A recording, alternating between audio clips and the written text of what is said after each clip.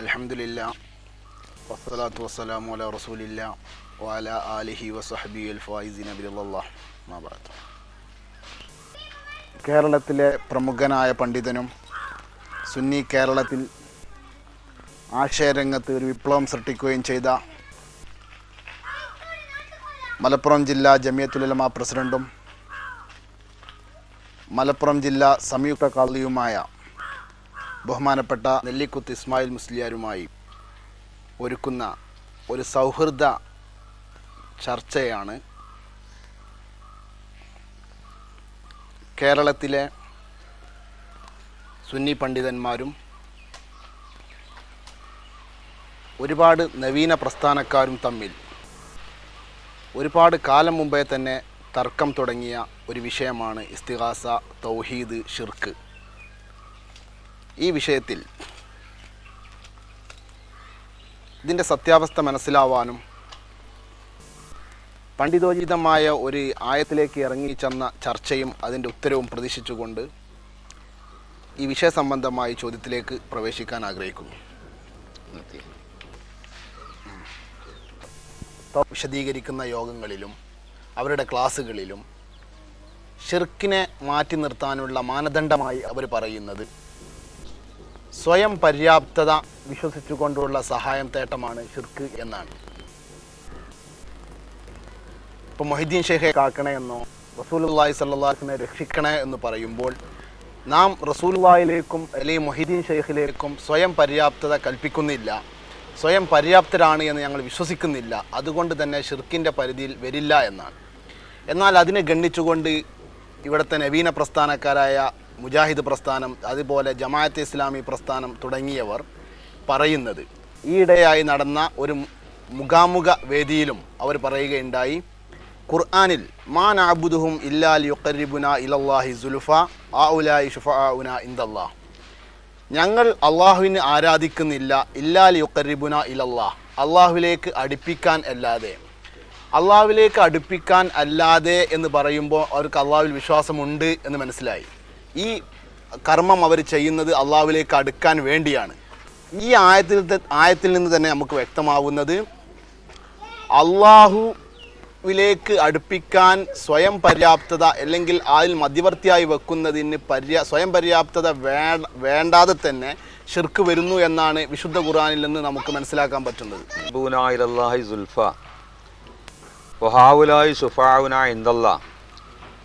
എന്ന ആയത്തുകൾ കൊണ്ട് തന്നെ മുമ്പുണ്ടായിരുന്ന മുശ്രിക്കുകൾ സ്വയം പര്യാപ്തതയിൽ വിശ്വസിച്ചിരുന്നില്ല എന്നറിയിക്കുന്നുണ്ട്. അപ്പോൾ ആരാധനയാകാനോ അതല്ലെങ്കിൽ ശിർക്ക് വരാനോ സ്വയം പര്യാപ്തതയിൽ വിശ്വസിക്കണം എന്നില്ല എന്ന് വ്യക്തമാകുന്നുണ്ട് എന്നാണ് നിങ്ങളെ ചോദ്യത്തിൽ നിന്ന് മനസ്സിലാകുന്നത്.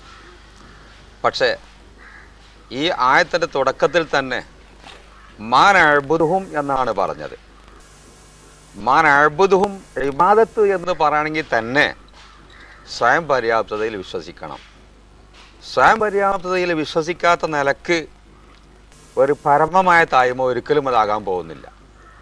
പരമമായ താഴ്മയാകണമെങ്കിൽ ആരാധന എന്ന് പറഞ്ഞാൽ പരമമായ താഴ്മ എന്നാണ് അർത്ഥം. അപ്പോൾ പരമമായ താഴ്മയാകണമെങ്കിൽ തന്നെ സ്വയം പര്യാപ്തതയിൽ വിശ്വസിക്കണം. അതവർ വിശ്വസിച്ചിരുന്നു എന്ന് ആ ആയത്തിൻ്റെ അവതരണ പശ്ചാത്തലം അറിയിക്കും. എല്ലാ മുഫസ്സിറുകളും ഈ ആയത്ത് ഏത് കൂട്ടരെ പറ്റി ഇറങ്ങിയതാണ് എന്നുള്ളത് വിശദീകരിച്ചിട്ടുണ്ട്. അറബികളിൽ നിന്ന് ആമിർ, കിനാനത്ത്, ബനി സലമത്ത് 3 വിഭാഗക്കാരുണ്ടായിരുന്നു അറേബ്യൻ മുശ്രിക്കുകളിൽ.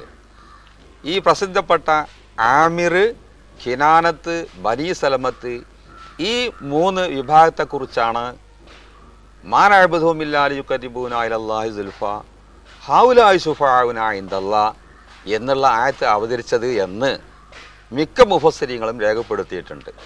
വിശിഷ്യ ദുറുൽ മൻസൂർ, റാസി തുടങ്ങിയ ഇമാം സുയൂത്തിൻ്റെ ദുറുൽ മൻസൂർ, ഇമാം റാസിൻ്റെ തഫ്സീർ കബീർ തുടങ്ങിയ പ്രധാനപ്പെട്ട എല്ലാ മുഫസ്സിറുകളും ഈ 3 വിഭാഗത്തെക്കുറിച്ചാണ് ഈ ആയത്ത് അവതരിച്ചത് എന്ന് വ്യക്തമാക്കിയിട്ടുണ്ട്. ഈ 3 വിഭാഗത്തിൻ്റെ വിശ്വാസം എന്തായിരുന്നു? അള്ളാഹുവിൻ്റെ സന്തതികളാണ് മലക്കുകൾ. മലക്കുകളെല്ലാം തന്നെ അള്ളാഹുവിൻ്റെ സന്തതികളാണ് എന്ന്. ഉദാഹരണമായി ദുറുൽ മൻസൂറിൻ്റെ ഇബാറത്ത് നസലത്ത് ഫി സലാഹത്തി അഹ്യായിൻ മിനൽ അറബി ആമിരിൻ വ കിനാനത വ ബനി സലമാത അല്ലദീന ഖാലു അൽ മലായികതു ബനാത്തുല്ലാഹി. മലക്കുകളെല്ലാം തന്നെ അള്ളാഹുവിൻ്റെ പെൺസന്തതികളാണ് എന്ന് വിശ്വസിക്കുന്നവരെ കുറിച്ച് അവതരിച്ചതാണ് ഇത് എന്നാണ് പറഞ്ഞത്. ഇനി ഈ 3 കബീലക്കാരല്ലാത്ത മലക്കുകളും അല്ലാത്തവരെ സംബന്ധിച്ചും ഉദാഹരണമായിട്ട് ഖുറൈശികളിൽ നല്ലൊരു വിഭാഗം ആളുകൾ ലാത്ത, ഉസ്സ, മനാത്ത തുടങ്ങിയ ദൈവങ്ങൾക്ക് ആരാധിച്ചിരുന്നവരാണ്. ഈ ലാത്ത, ഉസ്സ, മനാത്ത തുടങ്ങിയ ദൈവങ്ങളും അള്ളാഹുവിൻ്റെ സന്തതികളാണെന്നാണ് അറേബ്യൻ മുശ്രിക്കുകളുടെ വിശ്വാസമുണ്ടായിരുന്നത്. ഖുർആനിൽ തന്നെ പറഞ്ഞു, അഫറഅയ്തുമുല്ലാത്ത വൽ ഉസ്സ വ മനാത്ത സാലിസത്തുൽ ഉഖ്റ അലക്കുമുദ് ദക്കറു വലഹുൽ ഉൻസ. നിങ്ങൾ പറയൂ, ലാത്തയെക്കുറിച്ച്, മനാത്തയെക്കുറിച്ച്, ഉസ്സയെക്കുറിച്ച് പറയൂ, നിങ്ങൾക്കൊക്കെ ആൺസന്തതികളും അള്ളാഹുവിന് നിങ്ങൾ നിശ്ചയിച്ചു കൊടുക്കുന്നത് പെൺസന്തതികളെയുമാണോ എന്നാണ് ഖുർആൻ അവരോട് ചോദിച്ചത്. അപ്പോൾ ലാത്ത, ഉസ്സ, മനാത്ത തുടങ്ങിയ ബിംബങ്ങൾക്ക് ആരാധിച്ചിരുന്നവരും ആ ബിംബങ്ങളുടെ മറ്റ് പുരുഷന്മാർ, പ്രതിപുരുഷന്മാർ, അവർക്ക് ആരാധിച്ചവരെ പറ്റി അവരുടെയും വിശ്വാസം അവരൊക്കെ അള്ളാഹുവിൻ്റെ മക്കളാണെന്നാണ്. അപ്പോൾ ഈ അള്ളാഹുവിൻ്റെ മക്കൾ മലക്കുകളോ ലാത്തയോ ഉസ്സയോ മനാത്തയോ അള്ളാഹുവിൻ്റെ അടുക്കൽ ശുപാർശ ചെയ്യും എന്ന നിലക്ക് അവരെ ആരാധിച്ചിരുന്നു. അപ്പോൾ ഈ ശുപാർശ ചെയ്യും എന്ന് പറഞ്ഞ ആളുകൾ അള്ളാഹുവിൻ്റെ സന്തതികളാണ്. അള്ളാഹുവിൻ്റെ സന്തതികൾക്ക് സ്വയം പര്യാപ്തതയുണ്ടാകും. അവർ ശുപാർശക്കാരാണ് എന്നതുകൊണ്ട് അവർക്ക് സ്വയം പര്യാപ്തത ഇല്ല എന്ന് വരുന്നില്ല. സന്തതികളാകുമ്പോൾ അവർ ശുപാർശ ചെയ്യുന്നുവെങ്കിലും അവർക്ക് സ്വയം പര്യാപ്തതയുണ്ടാകും. ഉദാഹരണമായി എൻ്റെ മകൻ എന്നോടൊരു കാര്യത്തിൽ ശുപാർശ ചെയ്തു. ഒരു സാധുവിന് ഒരു 10,000 രൂപ കൊടുക്കാൻ വേണ്ടിയിട്ട് സംഭാവന ചെയ്യാൻ വേണ്ടി എൻ്റെ മകൻ എന്നോട് ശുപാർശ ചെയ്തു.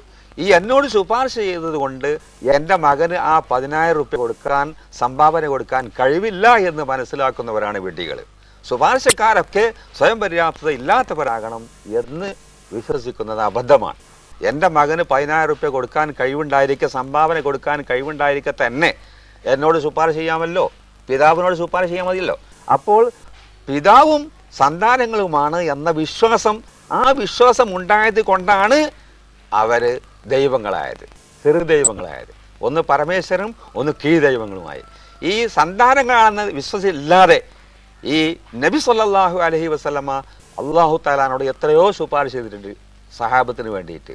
ഈ ശുപാർശ ചെയ്തുകൊണ്ട് നബിനോട് അപേക്ഷിച്ചതിനെ പറ്റി ഈ ആയത്ത് അവതരിച്ചതാണ് എന്ന് വെച്ചാൽ, അങ്ങനെ ഒരാൾ പറയുകയാണെങ്കിൽ മഴ ഇല്ലാത്ത ഘട്ടത്തിൽ സഹാബത്ത് നബിയെ സമീപിക്കുകയും നബി സല്ലല്ലാഹു അലൈഹി വസല്ലമ അള്ളാഹുവിനോട് ശുപാർശ ചെയ്യുകയും അങ്ങനെ മഴ ലഭിക്കുകയും ചെയ്ത സംഭവം ബുഖാരിയിലും മുസ്ലിമിലും മറ്റെല്ലാ ഹദീസിൻ്റെ കിതാബുകളിലും വന്നുള്ളതാണ്. അതിന് ഇന്ന് വരെ ഒരു മുസ്ലിമും ചോദ്യം ചെയ്തിട്ടില്ല. അപ്പോൾ ഈ ആയത്ത് അതിനെക്കുറിച്ച് പറഞ്ഞതാണെന്നോ ആ സഹാബത്ത് നബിയോട് ചോദിച്ചത് ഇബാദത്താണെന്നോ ഇന്ന് വരെ ലോകത്താരും പറഞ്ഞിട്ടില്ല. അപ്പോൾ ആകെ നിങ്ങൾക്ക് എന്ന് പറഞ്ഞാൽ തൗഹീദിൽ ഇവിടെ കുറേ ആളുകൾക്ക് കുറേ മുമ്പ് തന്നെ അഭിപ്രായ വ്യത്യാസമുണ്ടെന്ന് പറഞ്ഞല്ലോ. ഈ അഭിപ്രായ വ്യത്യാസം ഉണ്ടായത് തന്നെ ഇതിൽ നിന്നുള്ള തെറ്റിദ്ധാരണയാണ്. എങ്ങനെ അള്ളാഹുവിൽ മക്ക മുശ്രിക്കുകൾ വിശ്വസിച്ചിരുന്നു എന്നും എന്നിട്ട് പിന്നെ മറ്റ് അള്ളാഹു തആല മറ്റ് ശുപാർശക്കാർ എന്ന നിലക്ക് അവർ ആരാധിച്ചിരുന്നു എന്ന ഈ വാക്കിൽ നിന്നാണ് അവർ തെറ്റിദ്ധരിച്ചത്. അവരോട് ചോദിക്കപ്പെട്ടാൽ ആരാണ് ആകാശത്തെ പടച്ചത്, ആരാണ് ഭൂമിയെ പടച്ചത് എന്ന് ചോദിച്ചാൽ അള്ളാഹു ആണെന്ന് പറയും. അങ്ങനെ പറഞ്ഞിരിക്കെ തന്നെയാണല്ലോ അവർ മറ്റുള്ളവർക്ക് ആരാധിച്ചത് എന്നതിൽ നിന്നാണ് വാസ്തവത്തിൽ ഒരുപാട് മുബ്തദീകൾ തെറ്റിദ്ധരിച്ചത്.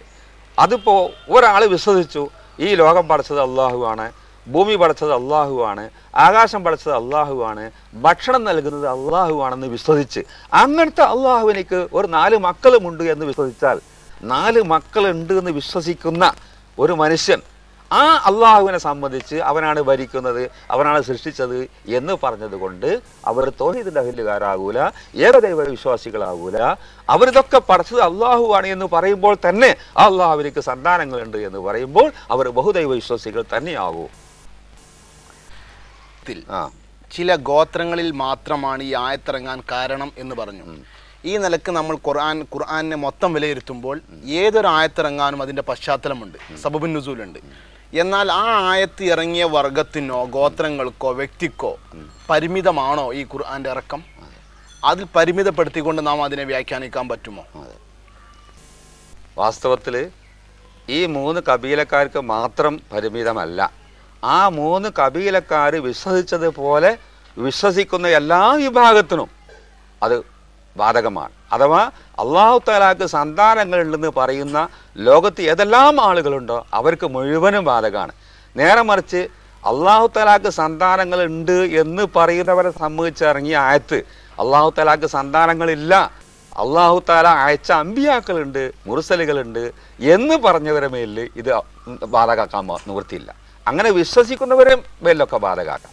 അങ്ങനെ അള്ളാഹു തആലാക്ക് സന്താനങ്ങളുണ്ട് എന്ന് വിശ്വസിക്കാത്തവരെ പറ്റി ഒരിക്കലും ഇത് ബാധകാക്കാൻ പറ്റൂല. ആ വിശ്വസിക്കുന്നവർ ഈ 3 കബീലയോ വേറെ ലോകത്ത് ആരായാലും അവർക്ക് മുഴുവനും ഇത് ബാധകമാണ്. ഈ വിശ്വസിക്കാത്തവർക്ക് ബാധകാക്കാൻ പറ്റൂല.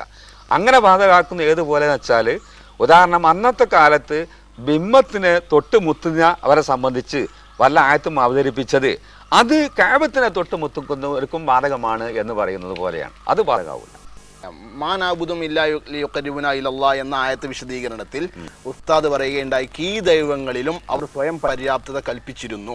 കീ ദൈവങ്ങളിൽ സ്വയം ദൈവങ്ങൾ എന്ന് പറഞ്ഞാൽ സന്താനം, അള്ളാഹുവിന്റെ സന്താനം. ഇവിടെ ഞങ്ങൾ അല്ലെങ്കിൽ ഈ ഇതിൽ ശിർക്ക് ആരോപിക്കുന്ന വ്യക്തികൾ സന്താനങ്ങൾ എന്ന വസ്തുവിലല്ല ശിർക്ക് കാണുന്നത്, അല്ലെങ്കിൽ അവർക്ക് ബിംബങ്ങൾ എന്നതുമല്ല. അവർ ബിംബങ്ങൾ പ്രതിഷ്ഠിച്ചവരൊക്കെ മഹാന്മാരായിരുന്നു. ഈസാ നബി ആവട്ടെ, ഉസൈർ ആവട്ടെ, ഈ പറയുന്ന ആളുകളൊക്കെ മഹാവ്യക്തിത്വങ്ങളാണ്. അവർക്ക് നാം പള്ളിയിൽ ചെന്ന് ആരാധിക്കും പ്രകാരം ആ ദൈവ സാന്നിധ്യം കിട്ടാൻ വേണ്ടി ഒരു നിശ്ചിത പോയിന്റിൽ അവർ സ്ഥാപിച്ചു, അതിനെ ഓർക്കാൻ വേണ്ടി സ്ഥാപിച്ചതാണ് ബിംബങ്ങൾ. ഇവർ അതല്ല ബിംബങ്ങളിൽ സ്വയം പര്യാപ്തത കൽപ്പിച്ചിരുന്നില്ല എന്നതിന് തെളിവാണ് ഇവർ കടൽ യാത്ര ചെയ്യുമ്പോൾ അവർക്ക് വലിയ ഭയമേറിയ ഘട്ടങ്ങൾ വരുമ്പോൾ അവർ വിളിച്ച് പ്രാർത്ഥിച്ചിരുന്നത് ഈ ബിംബങ്ങളെ പ്രതിനിധാനം ചെയ്ത ആളുകളെ അല്ലായിരുന്നു, മറിച്ച് അള്ളാഹുവിനെ മാത്രമാണെന്ന് വിശുദ്ധ ഖുർആൻ തന്നെ പറയുന്നുണ്ട്. ഈ അടിസ്ഥാനത്തിൽ നാം ചിന്തിക്കുമ്പോൾ ഇവർ ഈ മാനാബുദും ഇല്ലാ യുഖരിബുന ഇലല്ലാ എന്ന ആയത്തിൽ നിന്നും കടൽ യാത്രയുടെ അവരുടെ പ്രാർത്ഥനയിൽ നിന്നും നമുക്ക് മനസ്സിലാക്കാൻ പറ്റുന്നത് ഈ ദൈവങ്ങളിൽ അവർ സ്വയം പര്യാപ്തത കൽപ്പിച്ചിട്ടില്ല എന്നും അള്ളാഹുവിൽ മാത്രമാണ് സ്വയം പര്യാപ്തത കൽപ്പിച്ചു എന്നുമാണല്ലോ. അതുകൊണ്ടാണല്ലോ ഇബാദത്ത് എന്ന് പറയുന്നത് ഏറ്റവും പരമമായ വണക്കവും പരമമായ വിനയത്വവുമാണ്. അത് ആ കൊടുക്കുന്ന ദൈവത്തോട് തന്നെയാണ് കടൽ യാത്രയിൽ ആരുമില്ലാത്ത സന്ദർഭത്തിലും അവർ അള്ളാഹുവിനെ വിളിച്ചു എന്നത് അതിന് തെളിവാണ് എന്നാണ് എനിക്ക് മനസ്സിലാകുന്നത്.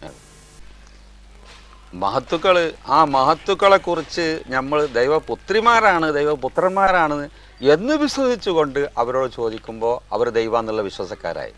മലക്കുകൾ മഹാന്മാർ തന്നെയാണ്.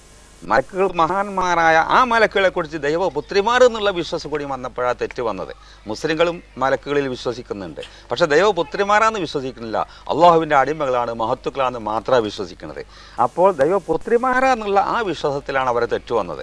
അതുപോലെ ഈസാ നബി അലൈഹി ഇസ്ലാമിനെ സംബന്ധിച്ചും ഒരു പ്രവാചകൻ എന്നുള്ള വിശ്വാസത്തിൽ തെറ്റില്ല. അവർ ദൈവപുത്രനാണ് എന്നുള്ള വിശ്വാസം വരുമ്പോഴാണ് തെറ്റ് വരുന്നത്. ആ വിശ്വാസത്തോടു കൂടെയുള്ള കാര്യങ്ങളൊക്കെ അത് ആരാധനയും അത് ദൈവമാക്കലും ആകും. സ്വയം പര്യാപ്തത, പുത്രൻ എന്ന് പറഞ്ഞാൽ തന്നെ പിതാവിനെ കൂടാതെ പുത്രന് പലതും ചെയ്യാൻ കഴിയും. അത് സ്വയം പര്യാപ്തത സങ്കല്പിക്കലുമാണ്, സ്വയം പര്യാപ്തത ആരോപിക്കലുമാണ്. എന്നാൽ കടലിൽ പോകുമ്പോൾ അള്ളാഹുവിനോട് അവർ പ്രാർത്ഥിച്ചിരുന്നു എന്നതുകൊണ്ട് അവർ ഏകദൈവ വിശ്വാസികളാകുന്നില്ല. ഇപ്പോൾ ഒരാൾ ഒരു വലിയ പിതാവാകുന്ന ഒരു ദൈവത്തിലും കുറേ സന്താനങ്ങളാകുന്ന ദൈവങ്ങളിലും വിശ്വസിച്ചു എന്ന് വെക്കുക. എന്നിട്ട് വലിയ ഒരു ആപത്ത് വരുമ്പോൾ പിതാവായ ദൈവത്തിനോട് മാത്രം പറഞ്ഞത് എന്നതുകൊണ്ട് ഇവർ ഏകദൈവ വിശ്വാസികളാകുന്നില്ല. ഇപ്പോൾ ഞാൻ തന്നെ ഒരു ഉദാഹരണമായിട്ട് ഏതെങ്കിലും ഒരു ഹിന്ദു അവനൊരു പരമേശ്വരനിൽ വിശ്വസിക്കുന്നുണ്ട്, ആ പരമേശ്വരന് കുറേ സന്താനങ്ങളിൽ വിശ്വസിക്കുന്നുണ്ട്. ഈ സന്താനങ്ങളിൽ വിശ്വസിക്കുന്നതോടൊപ്പം ഒരാപത്ത് വന്നപ്പോൾ, ഒരു വലിയ ആപത്ത് വന്നപ്പോൾ ഈ പരമേശ്വരനോട് ആവശ്യപ്പെട്ടു. അതുകൊണ്ട് ഇവർ ഏകദൈവ വിശ്വാസികളാണില്ല. അവർ ഈ പരമേശ്വരന് സന്താനങ്ങളുണ്ട് എന്നോ ദൈവങ്ങളുണ്ട് എന്ന് വിശ്വസിക്കുമ്പോൾ അവന് പിന്നെ പറയുന്നത് പരമേശ്വരനാണായാലും ഓൻ ബഹുദൈവ വിശ്വാസം തന്നെയാണ്. അത് ചെറിയ ചെറിയ വിഷയം ഉണ്ടാകുമ്പോൾ ചെറിയ ദൈവങ്ങളോടും പറയും, വലിയ വലിയ കാര്യം ഉണ്ടാകുമ്പോൾ വലിയ ദൈവത്തിനോടും പറയും. ഈ വലിയ ദൈവത്തിനോട് കാര്യം പറയുമ്പോഴേക്കും അവർ വാസ്തവത്തിൽ ഏകദൈവ വിശ്വാസികളാണില്ല. അപ്പോൾ അവരുടെ മനസ്സിൽ ദൈവങ്ങളുണ്ടല്ലോ. പക്ഷെ അത് ചെറിയ ആവശ്യം വരുമ്പോൾ ചെറിയ ദൈവത്തിനോടും പറയും, വലിയ ആവശ്യം പറയുമ്പോൾ വലിയ ആവശ്യത്തിനോടും പറയും, വലിയ ദൈവത്തിനോടും പറയും. അപ്പോൾ കടലിൽ അപകടമുണ്ടാകുമ്പോൾ മറ്റുള്ളവരോട് പറയാതെ വലിയ പരമേശ്വരനോട് മാത്രം പറഞ്ഞു എന്നതുകൊണ്ട് അവർ ഏകദൈവ വിശ്വാസികളാകുന്നില്ല. അത് പറയുമ്പോൾ തന്നെ അവരുടെ മനസ്സിൽ മറ്റു ദൈവങ്ങളുമുണ്ട്. അപ്പോഴും അവർ ബഹുദൈവ വിശ്വാസികൾ തന്നെയാണ്. ഒരാൾ ഒരു വലിയ പരമേശ്വരനിലും വിശ്വസിച്ചു, കീഴിൽ കുറേ ദൈവങ്ങളിലും വിശ്വസിച്ചു. വലിയൊരു പ്രശ്നം വന്നപ്പോൾ പരമേശ്വരനോട് പറഞ്ഞു, ചെറിയ ചെറിയ വിഷയങ്ങൾ വരുമ്പോൾ കീഴ് ദൈവങ്ങളോടും പറഞ്ഞു. അതുകൊണ്ട് ഇവൻ ഏതാകുന്നില്ല, ഏകദൈവ വിശ്വാസിയാണില്ല. അതുകൊണ്ട് മക്ക മുശ്രിക്കുകൾ കടലിൽ അപകടം വരുമ്പോൾ പരമേശ്വരനെ വിളിച്ച് പ്രാർത്ഥിച്ചിരുന്നു എന്നത് പറഞ്ഞത് കൊണ്ട് അവർ ഏകദൈവ വിശ്വാസികളാണ് പറയുന്നത് തെറ്റിദ്ധാരണയാണ്. പരമേശ്വരനൊന്നും കീദൈവങ്ങളൊന്നും പറയുകയുണ്ടായി. അപ്പോ പരമേശ്വരൻ സർവ കഴിവുള്ളവനും കീദൈവങ്ങൾക്ക് അതിന്റെ താഴെയുള്ള ആളുകളും ഈ പരമേശ്വരൻ സർവ്വ കഴിവിന്റെ ഉടമ എന്നിപ്പോ ഒരു വേർതിങ്ങനെ സംസാരിക്കേണ്ടായി. എന്നാൽ ഇങ്ങനെ ഒരു സംസാര ശൈലിയോ ഇങ്ങനെ ഒരു വിവേചനമോ മുൻകാല പണ്ഡിതന്മാരാരെങ്കിലും അല്ലെങ്കിൽ മുൻ ഖുർആൻ വ്യാഖ്യാതാക്കൾ ആരെങ്കിലും പരാമർശിച്ചിട്ടുണ്ടോ? ഉണ്ട്. റാസി മുതൽ ഷേഖ്സാദ മുതൽ എല്ലാ തഫ്സീറിലെ കിതാബുകളിലും അള്ളാഹുവിനെ കുറിച്ച് അവർ വിശേഷിപ്പിച്ചിരുന്നത് റബ്ബുൽ അർബാബി, റബ്ബുകളുടെ റബ്ബ് അഥവാ പരമേശ്വരൻ. ഈ പരമേശ്വരൻ കീഴ് ദൈവം എന്നുള്ളത് മലയാളമാണ്. മലയാളം തഫ്സീറിലൊന്നും ഉണ്ടാവില്ല, അതിൻ്റെ അറബിയ ഉണ്ടാകുക. അപ്പോൾ റബ്ബുൽ അർബാബി എന്ന് പറഞ്ഞാൽ പരമേശ്വരൻ എന്നർത്ഥം. റബ്ബുൽ അർബാബി എന്ന് അവർ വിശേഷിപ്പിച്ചിരുന്നു എന്ന് റാസി, ഷെയ്ഖ്സാദ തുടങ്ങിയ എല്ലാ തഫ്സീറിൻ്റെ കിതാബിലും ഉണ്ട്. അങ്ങനെ വിശേഷിപ്പിച്ചിട്ടില്ല എന്ന് ഒരു തഫ്സീറിൻ്റെ കിതാബിലും ഇല്ല, ഒരു തഫ്സീറിൻ്റെ കിതാബിലും ഇല്ല. പിന്നെ തഫ്സീറിൻ്റെ കിതാബ് അടക്കട്ടെ ഖുർആനിൽ തന്നെ പറഞ്ഞത് ലാത്ത, ഉസ്സ, മനാത്ത തുടങ്ങിയ ബിംബങ്ങളിൽ വിശ്വസിച്ചവർ അതിനെ അള്ളാഹുവിൻ്റെ മക്കളാക്കിയിരുന്നു എന്നാണ് പറഞ്ഞത്. അതുപോലെ തന്നെ അൽ മലായികത്തു ബനാത്തുല്ലാഹി, മലക്കുകൾ അള്ളാഹുവിൻ്റെ പെൺസന്തതികളാണെന്നാണ് അവർ പറഞ്ഞിരുന്നത് എന്ന് ഖുർആൻ തന്നെ പറഞ്ഞല്ലോ. അഫറായിത്തുമുല്ലാത്ത വൽ ഉസ്സ വമനാത്ത സാലിസത്തൽ ഉഖ്റ അലകുമുൽ ദക്കറു വലഹുൽ ഉൻസ തിൽക ഇദൻ ഖിസ്മത്തുൻ ലീസ. നിങ്ങൾ ലാത്ത, ഉസ്സ, ഈ മനാത്ത ഇതിനെ നിങ്ങൾ അള്ളാഹുവിൻ്റെ പെൺസന്തതികൾ ആക്കുകയാണോ എന്നാണ് ഖുർആൻ അറബികളോട് ചോദിച്ചത്. അപ്പോൾ ഇവർ അള്ളാഹുവിൻ്റെ സന്തതികളാണ് പറയുന്നതോട് കൂടെ തന്നെ ഈ സന്തതികൾ കീഴ് ദൈവങ്ങളുമായി, ഈ വലിയ അച്ഛൻ പരമേശ്വരനുമായി, പരമേശ്വരനും കീഴ് ദൈവങ്ങളൊന്നും ഉപയോഗം മലയാളം ഖുർആനിലും ഹദീസിലൊന്നും ഇല്ലെങ്കിലും ബാപ്പയാണ് മറ്റേ പിതാവാണ് എന്ന് പറയുമ്പോൾ തന്നെ അത് പരമേശ്വരനും അതുപോലെ തന്നെ കീഴ് ദൈവങ്ങളാണ് പറയുന്നത് പോലെയായി. ഫാത്തിഹ സൂറത്തിൽ നിങ്ങളെ തൗഹീദ് എന്ന പുസ്തകത്തിലും അങ്ങനെ പല സുന്നി പണ്ഡിതന്മാരും ഇയ്യാക നഅ്ബുദു ഇയ്യാക നസ്തഈൻ എന്ന ആയത്തിന്റെ വ്യാഖ്യാനത്തിൽ നിന്നോട് മാത്രം, ഈ മാത്രം നിനക്ക് മാത്രം ഞങ്ങൾ ആരാധിക്കുന്നു, നിന്നോട് മാത്രം ഞങ്ങൾ സഹായം ചോദിക്കുന്നു എന്നതിലെ മാത്രം ഒഴിവാക്കിയതായിട്ട് കാണുന്നു. എന്നാൽ മുൻകാല ചില സുന്നി പണ്ഡിതന്മാർ തന്നെ അവരുടെ ഖുർആൻ വ്യാഖ്യാനത്തിൽ മാത്രം കൊടുത്തിട്ടും കാണും. ഇവിടെ എന്തിനാണ് ഈ മാത്രം? അത് തന്ത്രപരമായി സുന്നി വാദങ്ങൾക്ക്, സുന്നി ആശയപരമായ രംഗത്ത് ഒരു മുതിർന്നു നിൽക്കുന്ന ഒരു പണ്ഡിതൻ എന്ന നിലക്ക് തൻ്റെ ആശയ സമർത്ഥനത്തിന് എളുപ്പം ആക്കാൻ വേണ്ടിയാണോ ഈ ഖുർആനിൽ നിന്ന് ഈ മാത്രം ഒഴിവാക്കിയത്?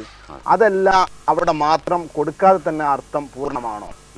അതൊന്ന് വിശദീകരിക്കാൻ താല്പര്യപ്പെടുന്നു. ഇയ്യാക നഅ്ബുദു വഇയ്യാക നസ്തഈൻ എന്ന ആയത്തിൻ്റെ വ്യാഖ്യാനത്തിൽ മുൻകഴിഞ്ഞ മുഫസ്സിറുകൾ,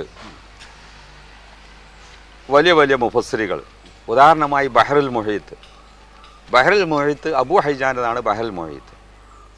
അങ്ങനെ പല മുഫസ്സിറുകളും രേഖപ്പെടുത്തിയത് മാത്രമെന്ന് അതിൻ്റെ അർത്ഥത്തിലില്ല എന്നതാണ് സുന്നികളായ മുഫസ്സിറുകൾ രേഖപ്പെടുത്തിയത്.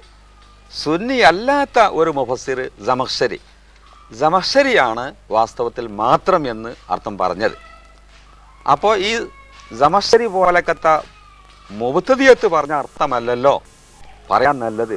സുന്നി പോലക്കത്ത ഏറ്റവും വലിയ ഭാഷാ പണ്ഡിതനായ അബൂ ഹൈജാൻ തുടങ്ങിയ പണ്ഡിതന്മാർ പറഞ്ഞത് ഉദ്ധരിക്കലാണല്ലോ നല്ലത് എന്ന നിലക്കാണ് ഞാൻ മാത്രം ഒഴിവാക്കിയത്. പിന്നെ ചില സുന്നി പണ്ഡിതന്മാർ അങ്ങനെ മാത്രം ഉണ്ടെങ്കിൽ അതിൻ്റെ ആകത്തുക, അതിൻ്റെ അൽഹാസിൽ ആകത്തുക മാത്രം ഉണ്ടായി വരും എന്നതുകൊണ്ടാണ് അവർ പറഞ്ഞത് എന്നല്ലാതെ അതൊരു ഏകദേശ വ്യാഖ്യാനം എന്നുള്ള നിലക്കാണ്. അതിനുള്ള പദമോ അല്ലെങ്കിൽ അതിൻ്റെ അക്ഷരമോ ഒന്നും അവിടെ ഇല്ല. മാത്രം ഉണ്ട് എന്നതിന് ജമഖ്ശരി പറഞ്ഞ ന്യായം കർമ്മത്തെ ക്രിയയേക്കാൾ മുതിച്ചാൽ മാത്രം എന്ന അർത്ഥമുണ്ടാവും എന്നതാണ് ജമഖ്ശരി അതിന് പറഞ്ഞ ന്യായം. ആ ന്യായം ശരിയല്ല. കർമ്മത്തെ ക്രിയേക്കാൾ മുന്തിച്ചത് കൊണ്ട് മാത്രം അർത്ഥം ഉണ്ടായിക്കൊള്ളുന്നില്ല. ഉദാഹരണമായ ആയത്തിൽ തന്നെ ഫഅമ്മൽ യതീമ ഫലാ തഖ്ഹർ, യതീമിനെ നിങ്ങൾ തടയരുത് എന്ന് പറഞ്ഞോടുത്ത് ഈ ഫഅമ്മൽ യതീം ഫലാ തഖ്ഹർ വ അമ്മ സായില ഫലാ തൻഹർ എന്ന് പറഞ്ഞ ഈ രണ്ട് ആയത്തിലും മഫ്ഊലിനും കർമ്മത്തെ മുന്തിച്ചിട്ടുണ്ട് ക്രിയേക്കാൾ. ഇവിടെ ഒരു മുജാഹിദും ഒരു ജമാഅത്തും ഒരു പുത്തൻ പ്രസ്ഥാനക്കാരും മാത്രം അർത്ഥം കൊടുത്തിട്ടില്ല. അപ്പൊ കർമ്മത്തെ ക്രിയേക്കാൾ മുന്തിച്ചത് കൊണ്ട് മാത്രം അർത്ഥം ഉണ്ടാകുകയാണെങ്കിൽ അവിടെയും കൊടുക്കണ്ടല്ലേ. അപ്പൊ അവിടെ കൊടുക്കാതെ കൽപ്പിച്ചു കൂട്ടി ഇവിടെ കൊടുത്തപ്പോൾ അവർക്ക് ദുരുദ്ദേശമുണ്ട്. അവിടെ ഒന്നും കർമ്മത്തെ ക്രിയേക്കാൾ മുന്തിച്ചിട്ട് മാത്രം കൊടുക്കാതെ ഇവിടെ മാത്രം കൊടുത്തപ്പോൾ ഈ സമസ്തരി മുബ്തദിയായ ഈ പണ്ഡിതന് പറഞ്ഞ ഈ അർത്ഥം അവർ ഉദ്ധരിച്ചപ്പോൾ അവർക്ക് അതിൽ ദുരുദ്ദേശമുണ്ട്. അപ്പോൾ അവിടെ സുന്നിയായ പണ്ഡിതന്മാർ പറഞ്ഞത് ഞാൻ ഉദ്ധരിച്ചതാണ്. ഈ മാത്രം ഉണ്ട് എന്ന് പറയുന്ന ആളുകൾ വാസ്തവത്തിൽ മാത്രം നമ്മളെ മുശ്രിക്കാക്കാൻ വേണ്ടി മാത്രം പറയാന്നുള്ളൂ. വാസ്തവത്തിൽ അവർ അള്ളാഹു അല്ലാത്തവരോട് സഹായം ചോദിക്കുന്നുണ്ട്. അവർ അള്ളാഹു അല്ലാത്തവരോട് സഹായം ചോദിക്കുന്നുണ്ട്. അപ്പം എന്നോട് മാത്രം ഞങ്ങൾ സഹായം ചോദിക്കുന്നു എന്ന് പറയുന്ന കക്ഷികൾ ധാരാളം മറ്റുള്ളവരോട് സഹായം ചോദിക്കുന്നുണ്ട്. അപ്പം അവരതിന് പറയുന്ന മറുപടി മനുഷ്യ കഴിവിൽപ്പെട്ടത് മനുഷ്യരോടും ചോദിക്കാം, മനുഷ്യ കഴിവിൽ പെടാത്തത് അള്ളാഹുവിനോട് മാത്രം എന്നാണ് അവർ പറഞ്ഞ മറുപടി. ശരി, ഏതായാലും ഇപ്പം മാത്രം അല്ലാതെയായി. അള്ളാഹുവിനോടും ചോദിക്കുന്നുണ്ട്, അള്ളാഹു അല്ലാത്തവരോടും ചോദിക്കുന്നുണ്ട്. അല്ലെങ്കിൽ പിന്നെ അവർ മാത്രം കൂട്ടി കൊടുക്കാച്ച മനുഷ്യ കഴിവിൽ പെടാത്തതും കൂടി അവിടെ പറയാം. മനുഷ്യ കഴിവിൽ പെടാത്തതിനോട് മാത്രം ഞങ്ങൾ സഹായത്തെ തേടുന്നു എന്ന് അവർ അർത്ഥം പറയേണ്ടതാണ്. അങ്ങനെ അവർ പറഞ്ഞു കാണുന്നില്ല. വിശദീകരണത്തിൽ അങ്ങനെ പറയുകയും ചെയ്യും. ചുരുക്കത്തിൽ അവർ മാത്രം പറഞ്ഞിട്ട് മാത്രം അവർ ഒഴിവാക്കിക്കുക. അപ്പോൾ പ്രവൃത്തിയിൽ മാത്രം ഒഴിവാക്കി, പറയുന്നിടത്ത് മാത്രം പറഞ്ഞു. ഈ ഒരു കാപ്പാട്യം വേണ്ടാന്ന് വെച്ചിട്ടാണ് മാത്രം ഞാൻ ഒഴിവാക്കിയത്.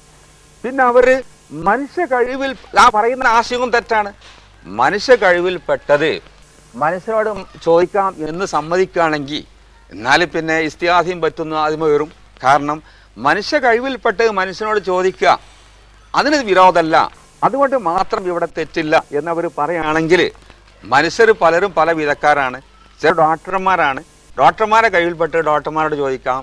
ചില എഞ്ചിനീയർമാരാണ്, എഞ്ചിനീയർമാരെ കഴിവിൽപ്പെട്ട് അവരോടും ചോദിക്കാം. ചില അഡ്വക്കേറ്റുമാരാണ്, അവരെ കഴിവിൽപ്പെട്ട് അവരോടും ചോദിക്കാം. ചില അമ്പിയാക്കളും ഔലിയാക്കളുമാണ്, അവരെ കഴിവിൽപ്പെട്ട് അവരോടും ചോദിക്കാം. അപ്പോൾ ആ ഓരോരുത്തർ മനുഷ്യർ തന്നെ പല വിഭാഗക്കാരാണ്. ആ മനുഷ്യരുടെ കഴിവിൽപ്പെട്ട് അവരോട് ചോദിക്കാം എന്ന നിലക്കാണല്ലോ സ്വഹാബത്ത് നബി സല്ലല്ലാഹു അലൈഹി വസല്ലമയോട് മുഅ്ജിസത്തിന്റെ അടിസ്ഥാനത്തിലുള്ള പല സഹായങ്ങളും ചോദിച്ചത്. അപ്പോൾ മനുഷ്യരുടെ കഴിവിൽപ്പെട്ട് മനുഷ്യരോട് ചോദിക്കാന്ന് പറയുമ്പോൾ മുഅ്ജിസത്ത് കറാമത്തിന്റെ അടിസ്ഥാനത്തിലുള്ള സഹായം അമ്പിയാ ഔലിയാക്കളോട് ചോദിക്കാന്ന് വരും. അപ്പോൾ ഈ മാത്രം പറഞ്ഞ അത് എതിരല്ലെങ്കിൽ മറ്റൊരു എതിരല്ല. ഒന്ന്, ചില പ്രസ്ഥാനക്കാർ പറയണത് അഭൗതികമായ സഹായം അള്ളാഹുവിനോട് മാത്രമേ ചോദിക്കാൻ പറ്റൂ എന്നാണ് അവർ പറയുന്നത്. അതും തെറ്റാണ്. കാരണം ഒരു മലക്കുകളിൽ നിന്ന് നമുക്ക് സഹായം കിട്ടുന്നത്, മലക്കുകൾ പല വിധേന നമ്മളെ സഹായിക്കുന്നുണ്ട്. മലക്കുകൾ സഹായിക്കുന്നതൊക്കെ അഭൗതിക മാർഗത്തിൽ കൂടിയാണ് നമ്മളെ സഹായിക്കുന്നത്. അപ്പം അഭൗതിക മാർഗത്തിൽ കൂടി നമ്മളെ സഹായിക്കുന്നത് മലക്കുകളെ, ഒരു മലക്കിനെ കണ്ടുമുട്ടിയാൽ ആ മലക്കിനോട് നമുക്ക് സഹായം ചോദിക്കാമല്ലോ. ആ മലക്കപ്പം നമ്മൾ സഹായിക്കുന്ന അഭൗതിക സഹായമാണല്ലോ. ആ മലക്കിനോട് നമുക്ക് അഭൗതിക സഹായം ചോദിക്കാം. അപ്പം അഭൗതിക സഹായം അള്ളാഹുവിനോട് മാത്രമേ ചോദിക്കാൻ പറ്റൂ എന്നവർ പറയുകയാണെങ്കിൽ അതിനെതിരെ അവർ തന്നെ പറയുന്നത് മലക്കോട് സഹായം ചോദിക്കാം. അപ്പോൾ അതും തെറ്റാണ്. അപ്പോൾ പ്രവൃത്തി വേറൊന്നും പറയുന്നത് വേറൊന്നും ആകരുത് എന്ന് വെച്ചിട്ടാണ് പിന്നെ ഞാൻ അങ്ങനെ അർത്ഥം വെച്ചത്. പിന്നെ മാത്രമല്ല അവർ പറയണത് എന്താണ്, അള്ളാഹുവിനോട് സഹായം ചോദിക്കുക. അവളെ നമ്മളിപ്പോൾ അള്ളാഹുവിനോട് സഹായം ചോദിക്കുമ്പോൾ പരമമായ സഹായം അള്ളാഹുവിനോട് ചോദിക്കാനാണ് വെക്കുന്നത്. പരമമായ അല്ലാത്ത സഹായം മറ്റുള്ളവരോട് ചോദിക്കാനാണ് അപ്പോൾ നമ്മൾ വെക്കുന്നത്. അപ്പം അവരും നമ്മളും ഒക്കെ ചിലത് ഒഴിവാക്കുന്നുണ്ട്, ചിലയെടുക്കുന്നുണ്ട്. നമ്മൾ പറഞ്ഞത് പരമമായ സഹായം അള്ളാഹുവിനോട് മാത്രം, പരമമായ സഹായം അല്ലാത്തത് മറ്റുള്ളവരോട് ചോദിക്കുക. അവർ പറഞ്ഞ അഭൗതികമായ സഹായം അള്ളാഹുവിനോട് മാത്രം, അഭൗതികം അല്ലാത്ത സഹായം മറ്റുള്ളവരോട് ചോദിക്കുക. അല്ലെങ്കിൽ മനുഷ്യ കഴിവിൽപ്പെട്ടത് മറ്റവരോട് ചോദിക്കാം, മനുഷ്യ കഴിവിൽ പെടാത്തത് അള്ളാഹുവിനോട് മാത്രം എന്നാണ് അവർ പറയുന്നത്. അതിന് മുഴുവനും എതിരുണ്ട്. വാസ്തവത്തിൽ നമ്മളതേ ശരിയാകുള്ളൂ. പക്ഷേ ഈ എതിർക്കുന്ന ആളുകളോട് നമുക്കൊന്ന് പറയാണ്ട്, നമ്മൾ പരമമായ സഹായം അള്ളാഹുവിനോട് ചോദിക്കുക എന്ന് പറയുമ്പോൾ വാസ്തവത്തിൽ മറ്റൊരാളെ സഹായം ചോദിക്കുമ്പോൾ അത് പരമമായ സഹായമല്ല എന്ന് നമ്മൾ പറയുമ്പോൾ ശരിക്കും ഒഴിവാകൂല എന്ന് പറഞ്ഞ ആൾക്കാരുണ്ട്. അങ്ങനെയാണെങ്കിൽ നമ്മൾക്കാർ പറയാനുണ്ട്, പരമമായ അനുസരണം, നിരുപാധികം അനുസരണം അത് അള്ളാഹ്ക്ക് മാത്രം, മറ്റുള്ളവരോട് അനുസരണം പറ്റും, അത് ഏതായാൽ മതി, അത് പരമല്ലാഞ്ഞാൽ മതി. എന്നാൽ അനുസരിക്കുന്നിടത്ത് പരമമായതും അല്ലാത്തതും തമ്മിൽ വ്യത്യാസം ഉണ്ടെങ്കിൽ എന്തുകൊണ്ട് സഹായം ചോദിക്കുന്നിടത്തും പരമമായതും അല്ലാത്തതും തമ്മിൽ വ്യത്യാസം ഇവിടെ വരുത്തുന്നില്ല?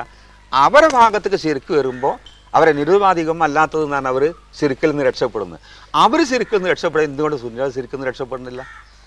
ഈ അനുസരണം എന്ന് പറഞ്ഞത് നിരുപാധികം അനുസരണമാകുമ്പോൾ ശിർക്ക് വരിക, നിരുപാധികം അല്ലാത്തത് വരൂല എന്ന് പറയുന്ന കക്ഷികൾക്ക് എന്തുകൊണ്ട് പരമമായ സാധ്യത വരുമ്പോൾ ശിർക്ക് വരിക, അല്ലാത്തവർ ശിർക്ക് വരൂല എന്ന് എന്തുകൊണ്ട് അവിടെ അവർ രക്ഷപ്പെടുത്തണില്ല? ഇവിടെ ഇപ്പൊ ഈ നിങ്ങൾ വിശദീകരിച്ച ഈ വിശദീകരണത്തിൽ ഞാൻ ഈ മുജാഹിദ് പക്ഷത്തു നിന്ന് ഖുർആൻ ഓതുകയുണ്ടായി. അവർ ഇസ്തിഹാസനെ വിമർശിച്ചുകൊണ്ട് വലാത്തതു അഹദ എന്ന ആയത്ത് ഓതുമ്പോൾ അതിന് സുന്നി പണ്ഡിതന്മാർ പറയുന്ന മറുപടി ആ ആയത്തിനെ മറ്റൊരു ആയത്ത് കൊണ്ട് വ്യാഖ്യാനിക്കണം. മഹല്ലായി അഹദ എന്നുള്ള ഒരാളും വിളിക്കരുത് എന്നല്ല, പള്ളിയിൽ നിന്ന് റസൂലുള്ളാഹിനെ ബാങ്കിൽ വിളിക്കുന്നുണ്ടല്ലോ. അപ്പം വലാത്തതു മഅല്ലാഹി ഇലാഹൻ ആഖറ, മറ്റൊരു ദൈവത്തെ വിളിക്കരുത് എന്നാണ്. അള്ളാഹുവിന് മാത്രം ഞാൻ ആരാധിക്കുന്നു, അള്ളാഹുവിന് മാത്രം ഞാൻ സഹായം ചോദിക്കുന്നു എന്നാണ് ഇയ്യാക നഅ്ബുദു ഇയ്യാക നസ്തഈൻ എന്നാണെങ്കിൽ ഇവിടെ ലാ നഅ്ബുദു ഇല്ലാ ഇയ്യാഹു, അള്ളാഹുവിനോടല്ലാതെ നാം ആരാധിക്കുന്നില്ല എന്ന് ഖുർആന്റെ മറ്റൊരു സ്ഥലത്ത് പറയുന്നു. അങ്ങനെയാണെങ്കിൽ സമഖ്ശരി ഇങ്ങനെ ഭാഷാപരമായി അതിന് അങ്ങനെ ഒരു അർത്ഥം മഫൂലിനെ മുന്തിച്ചത് കൊണ്ട് ഇങ്ങനെ ഒരു അർത്ഥം ഉണ്ട് എന്ന് പറയുകയാണെങ്കിലും ആശയ വ്യാഖ്യാനത്തിനാണല്ലോ ഒരു പണ്ഡിതൻ മുൻഗണന കൊടുക്കേണ്ടത്, പ്രത്യേകിച്ച് ഇത്തരം ഒരു തൗഹീദിന്റെ വിഷയത്തിൽ. അപ്പോൾ നിങ്ങൾ ഈ പറഞ്ഞ പരമമായ വണക്കം, പരമമായ സഹായ തേട്ടം എന്നിവിടുത്ത് അവിടെ അതിലും ഉചിതം ഈ ഒരു അർത്ഥത്തിൽ കൊടുക്കലല്ലായിരുന്നു? നിന്നോട് ആ മാത്രം ഉൾപ്പെടുത്തി തന്നെ കൊടുക്കലല്ലായിരുന്നു? ഖുർആന്റെ ആശയത്തോട് അതാണല്ലോ യോജിപ്പ്. അപ്പോൾ പ്രവൃത്തിയും വാക്കും തമ്മിൽ എതിരായി എന്ന് ഈ തെറ്റവിടെ വരുമല്ലോ. ഇവരുടെ പ്രവൃത്തിയും വാക്കും തമ്മിൽ എതിരായി, അത് ആ എതിരവിടെ വരും ആ അർത്ഥം കൊടുത്താൽ. മാത്രമല്ല ഇവരുടെ വിശ്വാസവും അർത്ഥവും തമ്മിൽ എതിരായി. ഇവരെ വിശ്വാസപ്രകാരം മനുഷ്യ കഴിവിൽപ്പെട്ടത് തേടാന്നാണല്ലോ, അതിനെതിരെ വരുമല്ലോ, അത് തെറ്റിദ്ധരിപ്പിക്കാനാ. അപ്പോൾ വാസ്തവത്തിൽ അങ്ങനെ അർത്ഥം കൊടുക്കുമ്പോൾ അത് പൊതുജനങ്ങളെ വഞ്ചിക്കുകയാണ്. അത് ഖുർആന്റെ ആശയത്തെ വ്യാഖ്യാനിക്കലല്ല, നേരെ മറിച്ച് പൊതുജനങ്ങളെ വഞ്ചിക്കുകയാണ്. ഖുർആനിൽ മറ്റെവിടെ എന്തോ ഒരു ആശയം പറഞ്ഞു, ആ ആശയം മുഴുവൻ ഇതിൽ ഉൾക്കൊള്ളിച്ചോളെന്ന് പറഞ്ഞത് ശരിയല്ല. വഖലാ റബ്ബുക അല്ലാ തഅ്ബുദു ഇല്ലാ ഇയ്യാഹു, അതിന്റെ അർത്ഥം ഇയ്യാക നഅ്ബുദു പറഞ്ഞിട്ട് വെക്കാൻ പറ്റൂല. അതുപോലെ തന്നെ ഇപ്പോൾ ഉദാഹരണമായിട്ട് സല്ലല്ലാഹു അലാ മുഹമ്മദ് നബിക്ക് അള്ളാഹു തആല അങ്ങേയറ്റം അനുഗ്രഹം ചെയ്യട്ടെ എന്നതിൻ്റെ അർത്ഥം. എന്നാൽ വേറെ സ്ഥലത്ത് മുഹമ്മദ് നബിനെ ചീത്ത പറഞ്ഞാൽ മുഹമ്മദ് നബിനെ തരം താഴ്ത്തിയാൽ ഒന്ന് നരകത്ത് പോകുമെന്ന് പറഞ്ഞിട്ടുണ്ട്. ഇതിപ്പോൾ സല്ലല്ലാഹു അലാ മുഹമ്മദ് അതിൻ്റെ അർത്ഥത്തിൽ നബിയെ തരം താഴ്ത്തിയാൽ ഒന്ന് നരകത്ത് പോകുന്ന ഇതിൽ ഉൾക്കൊള്ളിച്ചാൽ പറ്റുമോ? അത് പറ്റൂലല്ലോ. അപ്പൊ ഇതിന്റെ അർത്ഥം എന്താ വെച്ചാൽ അതിലത് പറയണം, അതിന്റെ അർത്ഥം എന്താ വെച്ചാൽ അതും പറയണം. ഇതിന്റെ ഈ വിഷയമായി എവിടെയൊക്കെ ഖുർആനിൽ വന്നതെല്ലാം പാടെ ഇവിടെ ഉൾപ്പെടുത്തുക എന്നുള്ളത് ശരിയല്ല, അത് ശരിയല്ല. അള്ളാഹു അല്ലാത്തവരെ ആരാധിക്കാൻ പാടില്ല. വഖലാ റബ്ബുക അല്ലാ തഅ്ബുദു ഇല്ലാ ഇയ്യാഹു എന്ന് പറഞ്ഞിട്ടുണ്ട്, അവിടെ ഇല്ലാ ഇയ്യാഹു പറഞ്ഞു. അപ്പൊ ഇല്ലക്ക് അർത്ഥമുണ്ട്. വഖലാ റബ്ബുക അല്ലാ തഅ്ബുദു ഇല്ലാ ഇയ്യാഹു അവിടെ പറഞ്ഞിട്ടുണ്ട്, വലാ തഅ്ബുദു ഇല്ലല്ലാഹു ഇല്ല അവിടെ വന്നിട്ടുണ്ട്. ഇവിടെ ഇല്ലാത്തടത്തും ഇല്ലന്റെ അർത്ഥം കൊടുക്കണം എന്നാണ് ശരിയാകും. ഉള്ളിടത്ത് ഇല്ലന്റെ അർത്ഥം കൊടുക്കണം, ഇല്ലാത്തതോട് ഇല്ലാത്ത അർത്ഥം കൊടുക്കണം. വേറെന്തൊക്കെയോ അവിടെ പദങ്ങളുണ്ട്, ആ പദത്തിന്റെ അർത്ഥം അവിടെ കൊള്ളിച്ചാൽ അത് എങ്ങനെ ശരിയാകും?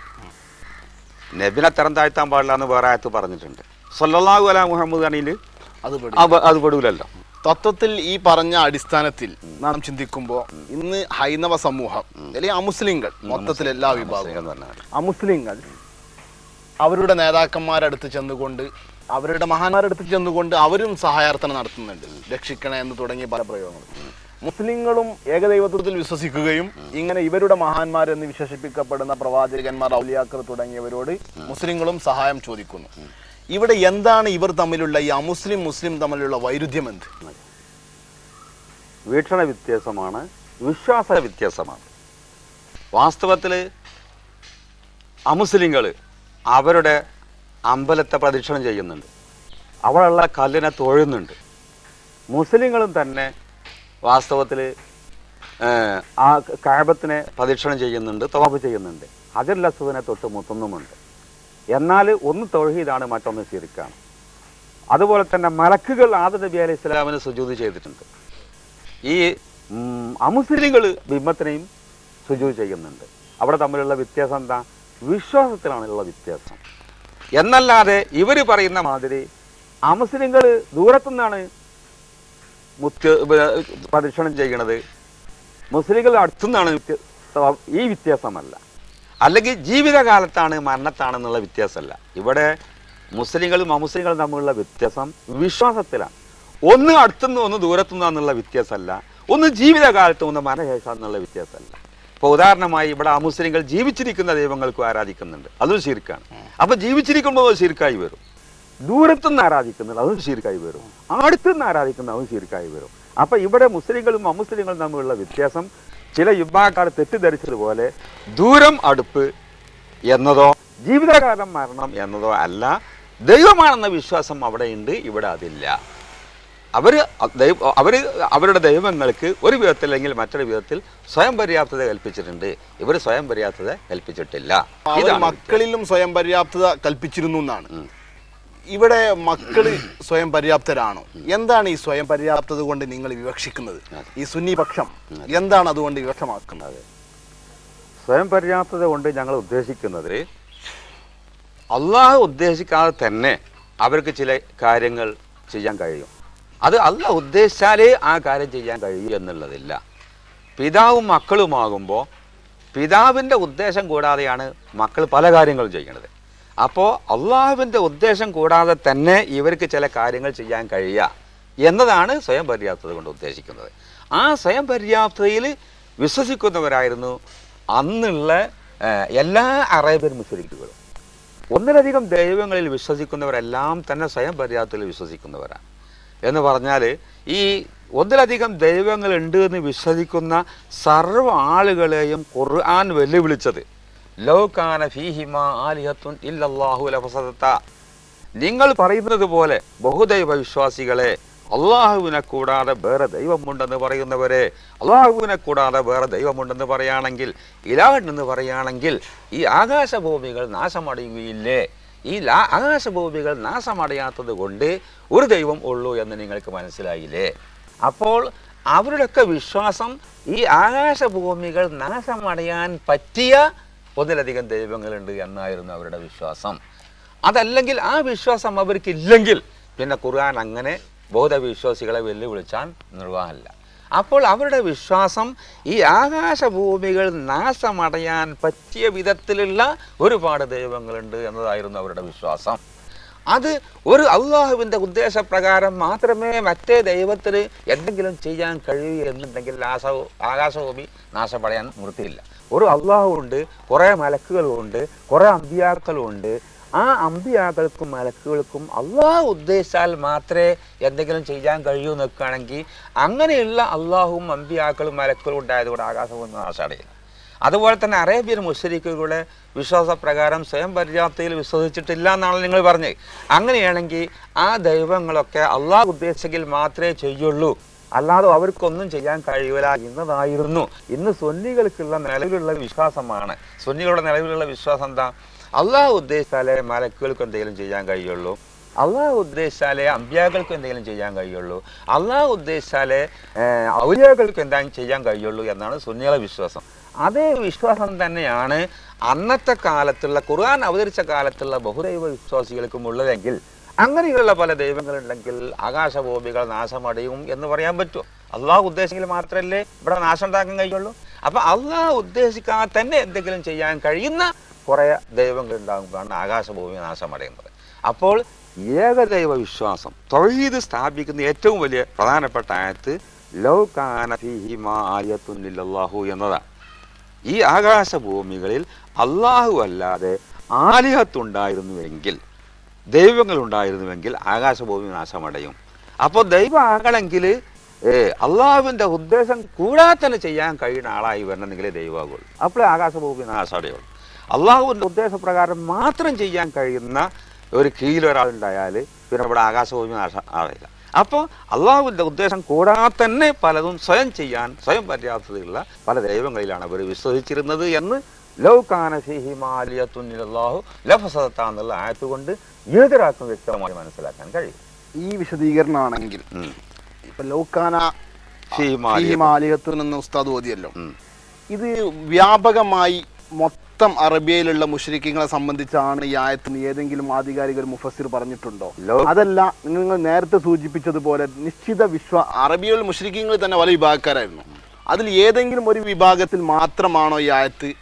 അതല്ല, ഇത് മൊത്തത്തിൽ നീ പറഞ്ഞതിന് മൊത്തം രക്തം ചുരുക്കമായിട്ട് മക്കാ മുശ്രിക്കുകൾ വിശ്വസിക്കുന്ന ദൈവം ഇത് നാശമാക്കാൻ കൈവിട്ടതായിരുന്നു എന്നതിന് ആധികാരികമായി ഏതെങ്കിലും മുഫസ്സിർ നിങ്ങൾ ഈ പദാർത്ഥത്തിനോട് യോജിക്കുന്നുണ്ട്? എല്ലാ മുഫസ്സിറുകളും യോജിക്കുന്നുണ്ട്. ഈ ആയത്തിൽ പറഞ്ഞത് ആകാശഭൂമികളിൽ ഒന്നിലധികം ആലിഹത്തുണ്ടായിരുന്നുവെങ്കിൽ എന്നാണല്ലോ പറഞ്ഞത്. അപ്പോൾ ഒന്നിലധികം ആലിഹത്തുണ്ട് എന്ന് ആരെല്ലാം പറയുന്നു അവരോടൊക്കെ പറയുന്നതല്ലത്. ഇവിടെ ഞാൻ പറയാണ്, ഈ ഭൂമിയിൽ ഒന്നിലധികം സിംഹങ്ങളുണ്ടെങ്കിൽ എന്ന് പറഞ്ഞാൽ, അപ്പൊ ഈ ഭൂമിയിൽ ഒന്നിലധികം സിംഹങ്ങൾ ഉണ്ട് എന്ന് ആരെല്ലാം പറയുന്നുവോ അവരെ സംബന്ധിച്ചൊക്കെയാണല്ലോ പറയുന്നത്. ഞാൻ പറയാണ്, ഈ ഭൂമിയിൽ ഒന്നിലധികം സിംഹങ്ങൾ ഉണ്ടായിരുന്നുവെങ്കിൽ ആ സിംഹം മറ്റുള്ളവരെ ആക്രമിക്കുമായിരുന്നു എന്ന് ഞാൻ പറയുമ്പോൾ, ഈ സിംഹം ഇല്ല എന്ന് പറയുന്നവരെ സംബന്ധിച്ച് ഈ ആയത്ത് അവതരിക്കില്ലല്ലോ. സിംഹം ഉണ്ട്, ഒന്നിലധികം സിംഹം ഉണ്ട് എന്ന് ആരെല്ലാം പറയുന്നുവോ അവരെ സംബന്ധിച്ചൊക്കെ അവതരിച്ചതാണ്. ഞാനിപ്പോൾ ഒരു തത്വം ഇവിടെ ഒരു പത്രത്തിൽ പ്രസ്താവന കൊടുക്കുകയാണ്. എന്താ പ്രസ്താവന കൊടുക്കുന്നത്? ഈ കേരളത്തിൽ ഒന്നിലധികം സിംഹം ഉണ്ട് എന്ന് ആരെങ്കിലും പറയുകയാണെങ്കിൽ ആ സിംഹം ഏതെങ്കിലും ഒരു പശുവിനെ ആക്രമിക്കേണ്ടതല്ലേ എന്ന് ഞാൻ ഇവിടെ എതിർത്ത് സംസാരിക്കുകയാണെങ്കിൽ, ഇവിടെ ഒന്നിലധികം സിംഹം ഉണ്ട് എന്ന് ആരെല്ലാം പറയുന്നുവോ അവരെ സംബന്ധിച്ചെല്ലാം ആണ് ആ പറയുന്നത്. അതുപോലെ ഇവിടെ ഒന്നിലധികം ദൈവങ്ങൾ ഉണ്ട് എന്ന് ആരെല്ലാം പറയുന്നുവോ അവരെ സംബന്ധിച്ച് മുഴുവനാണത്. ഒന്നിലധികം ദൈവം അല്ല എന്ന് പറയുന്നവർ മുസ്ലിക്കല്ല, ഒന്നിലധികം ദൈവം ഉണ്ട് എന്ന് പറയുന്നവരാ മുസ്ലിക്കാകൽ. അപ്പൊ മുസ്ലിക്കായിട്ട് ആരെല്ലാം ഉണ്ട് അവരെ സംബന്ധിച്ച് മുഴുവനുമാണ് ആ പറയുന്നത്. ഇവിടെ ഒരു കടന്നുകൊണ്ട് ചോദ്യം മനസ്സിലായോ? ഈ ഒന്നിലധികം ദൈവം ഉണ്ട്, ആലിഹത്തുണ്ട് എന്ന് പറയാത്ത ആള് മുസ്ലിക്കാവൂല. അപ്പോൾ ഒന്നിലധികം ആലിഹത്തുണ്ടെന്ന് പറയുന്നവരൊക്കെ മുസ്ലിക്കാം. ഒന്നിലധികം ആലിഹത്ത് ഇല്ല എന്ന് പറയുന്നവർ മുസ്ലിക്കും ഉണ്ടാവില്ല. ഒന്നിലധികം ആലിഹത്തുണ്ടെന്ന് പറയുന്നവർ മുഴുവനും മുസ്ലിക്കാം. അപ്പൊ എല്ലാ മുസ്ലിക്കൾ സംബന്ധിച്ചാണ് ഈ ഖുർആൻ പറയുന്നത്. അതെ, ഒരു വിഭാഗത്തിന് മാത്രം. അപ്പൊ ഖുർആൻ പറയുന്നത് ഇല്ലാത്തതു എന്ന് പറഞ്ഞോടത്തൊക്കെ ഇലാഹൻ ആഖിറ. എന്താണ് ഈ ഇലാഹ് കൊണ്ട് ഉദ്ദേശിക്കുന്നത്? ഇലാഹ് കൊണ്ട് ഇലാഹിന്റെ വിവക്ഷ നമ്മൾ ഈ സഹായാർത്ഥന മൊയ്തീശയെ രക്ഷിക്കണേ എന്ന് പറയുന്നത് ഈ ഇലാഹിന് ചെയ്യേണ്ട ഒരു വിളിയായിട്ട് പരിഗണന. എന്താണ് ഇലാഹ് കൊണ്ട് സുന്നി ലോകം വിവക്ഷിക്കുന്നത്? അത് ഇലാഹ് എന്ന് പറയണമെങ്കിൽ ആരാധ്യൻ. ഇലാഹ് എന്ന് പറഞ്ഞു എല്ലാ അറബി ഭാഷയിലും ഉള്ളത് മഅബൂദ് എന്നാണ്. ത്വഫ മുതൽ ഒടിച്ചിട്ട് തഫ്സീറിൻ്റെ എല്ലാ അറബി ഗ്രന്ഥങ്ങളിലും ഉള്ളത് ഇലാഹ് എന്ന് പറഞ്ഞാൽ ആരാധ്യൻ എന്നാണ്. ആരാധന എന്ന് പറഞ്ഞാൽ പരമമായ താഴ്മ എന്നുമാണ്. പരമമായ താഴ്മ എന്നാണ് ആരാധൻ്റെ വേണം. അപ്പോൾ ഇലാഹ് എന്ന് പറഞ്ഞാൽ പരമമായ താഴ്മ ചെയ്യപ്പെടുന്നവൻ. പരമമായ താഴ്മയാണെങ്കിൽ സ്വയം പര്യാപ്തത വേണം. അപ്പോൾ സ്വയം പര്യാപ്തത ഉള്ളവൻ എന്ന നിലക്ക് പരമമായി താഴ്മ ചെയ്യപ്പെടാൻ അർഹൻ എന്നതാണ് ദൈവം. സുന്നികളുടെ ഇടയിൽ കൂടുതലായി നാം കാണുന്നത് ബഗ്ദാദിൽ മറവിട്ട് കിടക്കുന്ന മൊഹിദ്ദീൻ ഷെയ്ഖെ രക്ഷിക്കണേ എന്നാണ്. ഇങ്ങനെ വരുമ്പോൾ ഇതിൽ ഒരുപാട് സംഭവങ്ങൾ നമുക്കതിൽ ഉൾക്കൊള്ളാൻ പ്രയാസമായി തോന്നുന്നു. ഒന്ന്, ബഗ്ദാദിൽ കിടക്കുന്ന ആൾ ഇവിടുന്ന് വിളിക്കുന്ന മലയാളത്തിൽ ഞാൻ വിളിക്കുന്ന ഭാഷ അയാൾക്ക് മനസ്സിലാവുക. ഇയാൾ ഏത് ഭാഷക്കാരനായിരുന്നു, എൻ്റെ ഭാഷ എങ്ങനെ മനസ്സിലായി, ഞാൻ ഇവിടുന്ന് വിളിക്കുന്ന ശബ്ദം ആളെ എങ്ങനെ കേട്ടു, അദൃശ്യ ആൾക്ക് അറിയോ, ഇനി കേട്ടാൽ തന്നെ അയാൾക്ക് അത് അപ്പടി സഹായം ചെയ്യാൻ പറ്റുമോ, നിരവധി വിഷയങ്ങൾ. അതായത് എങ്ങനെയാണ് ഇത് ബുദ്ധി ഉൾക്കൊള്ളുന്നു. അഷ്റഫുൽ ഖൽഖ് സല്ലല്ലാഹു അലൈഹി വസല്ലം തങ്ങളുടെ തന്നെ ഹദീസിൽ പറയുന്നു, നിങ്ങൾ എവിടെന്ന് സലാം പറഞ്ഞാലും ഞാൻ ആ സലാം നിങ്ങൾക്ക് മടക്കുന്നുണ്ട്, അള്ളാഹു എനിക്ക് ആ റൂഹ് മടക്കി തരും. അപ്പം മുഹമ്മദ് സല്ലല്ലാഹു റൂഹ് വരെ നമ്മൾ സലാം പറയുന്ന നേരത്ത് മടക്കി കൊടുക്കുന്ന ഈ ഹദീസ് നമുക്ക് മനസ്സിലാക്കാം. ഇങ്ങനെയാണെങ്കിൽ ഈ ഷെയ്ഖ് അബ്ദുൽ ഖാദിർ ജീലാനിനൊക്കെ ലോകത്തുനിന്ന് പല ഭാഗത്തുനിന്ന് പല ഭാഷയിൽ ആളുകൾ ഇസ്തിഹാസ വിളിച്ചു തോടുന്നു. ഇത് എങ്ങനെ സഹായിക്കാൻ പറ്റും? അത് അദ്ദേഹത്തിന്റെ പരിധിയിൽപ്പെട്ടതാണോ? ഇവിടെ അദൃശ്യ അയാൾക്ക് അറിയുമോ, ഭാഷ തിരിയുമോ? ഇതൊന്നും വിശദീകരണം തോന്നുന്നത്. അങ്ങനെ ഈ ഭാഷ എല്ലാ ഭാഷയും അറിയും എന്ന് വെക്കലും അദൃശ്യം അറിയും എന്ന് വെക്കലും അള്ളാഹുവിന്റെ പ്രത്യേകമായ ഒരു വിശേഷണം അതിലേക്ക് ചേർക്കലാണ്. അങ്ങനെ അത് ശരിക്ക് വരുന്നാണ് മറുകക്ഷി പറയുന്നതും. അതെ, നല്ല ചോദ്യമാണ്. അപ്പോൾ അതിന് മറുപടി വ്യക്തമാണ്.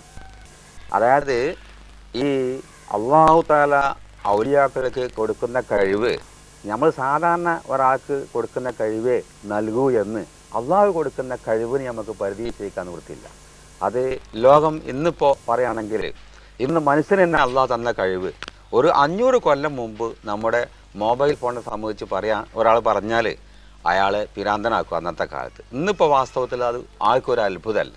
അമേരിക്കയിലുള്ള ഇത്രയും ദൂരത്തുള്ള ഒരാളൊക്കെ ഇവിടെ വെച്ച് കാണാമെന്ന് പറഞ്ഞാൽ മുമ്പ് ഒരാൾ പറഞ്ഞാൽ അയാളെ പിരാന്തനായി മാറും.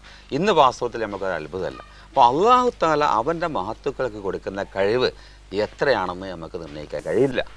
ഇപ്പം നിങ്ങൾ തന്നെ പറഞ്ഞല്ലോ, നബി സല്ലല്ലാഹു ഈ ലോകത്തുനിന്ന് ഏത് ഭാഗത്തുനിന്ന് വെള്ളിയാഴ്ച നബിൻ്റെ മേലെ സലാത്ത് ചൊല്ലിയാൽ ആ സലാത്ത് നബി സല്ലല്ലാഹു അലൈഹി വസല്ലം അറിയും എന്ന് നിങ്ങളെ വാക്കിൽ തന്നെ പറഞ്ഞു. പക്ഷെ നിങ്ങൾ പറഞ്ഞത് അത് സ്പെഷ്യലായിട്ട് അള്ളാഹു തആല അപ്പോൾ നബിൻ്റെ റൂഹ് മടക്കി കൊടുക്കുകയാണ് എന്നിട്ട് അറിയാമെന്നാണ്. വാസ്തവത്തിൽ അത് നിങ്ങൾ തെറ്റിദ്ധരിച്ചതാണ്. അത് നബി സല്ലല്ലാഹു അലൈഹി വസല്ലമ വഖദ് ഇമാം സുയൂത്തി ആ ഹദീസ് വളരെ വിശദമായി ചർച്ച ചെയ്തിട്ടുണ്ട്. ആ സലാത്ത് ചെല്ലുന്ന സമയത്ത് മടക്കി കൊടുക്കുക എന്നല്ല, നബി വഫാത്തായ ഉടനെ തന്നെ അദ്ദേഹത്തിൽ നിന്ന് റൂഹ് പിരിഞ്ഞ ഉടനെ തന്നെ അത് മടക്കി കൊടുത്തിട്ടുണ്ട്. ആ നിലക്ക് കേൾക്കുമെന്നാണ് ആ ഹദീസിന്റെ ഈ പക്ഷം. ഓരോ ആളുകൾ സലാത്ത് ചെല്ലുമ്പോൾ ഇങ്ങനെ മടക്കി കൊടുക്കാന്നല്ല ഇതിനർത്ഥം. അങ്ങനെയാണെങ്കിൽ എങ്ങനെയാണ് മടക്കി കൊടുക്കല്? എല്ലാ സമയത്തും 24 മണിക്കൂർ സലാത്ത് ചൊല്ലിക്കൊണ്ടിരിക്കുക. ഈ 24 പിന്നെ എങ്ങനെ റോഴി മടക്കുക? 24 സമയം ഈ റോഴി പോകണ്ട എങ്ങോട്ടല്ല മടക്കി കൊടുക്കാൻ. അപ്പോൾ അതല്ല അതിൻ്റെ യുവക്ഷ, നിങ്ങൾ തെറ്റിദ്ധരിച്ചതാണത്. ആ ഹദീസിൻ്റെ യുവക്ഷ 24 മണിക്കൂർ ആളുകൾ സലാത്തിലുണ്ടല്ലോ. ഈ സലാത്ത് ചെയ്യുന്ന സമയത്ത് ഇത് മടക്കി കൊടുക്കാൻ പിന്നെ അവിടുന്ന് പോകാൻ എപ്പോഴാ സമയം? അത് പോകാൻ സമയമല്ലല്ലോ. അപ്പോൾ നബി സല്ലല്ലാഹു അലൈഹി വസല്ലമ വഫാത്തായ ഉടനെ തന്നെ റൂഹി മടക്കി കൊടുത്തിട്ടുണ്ട്.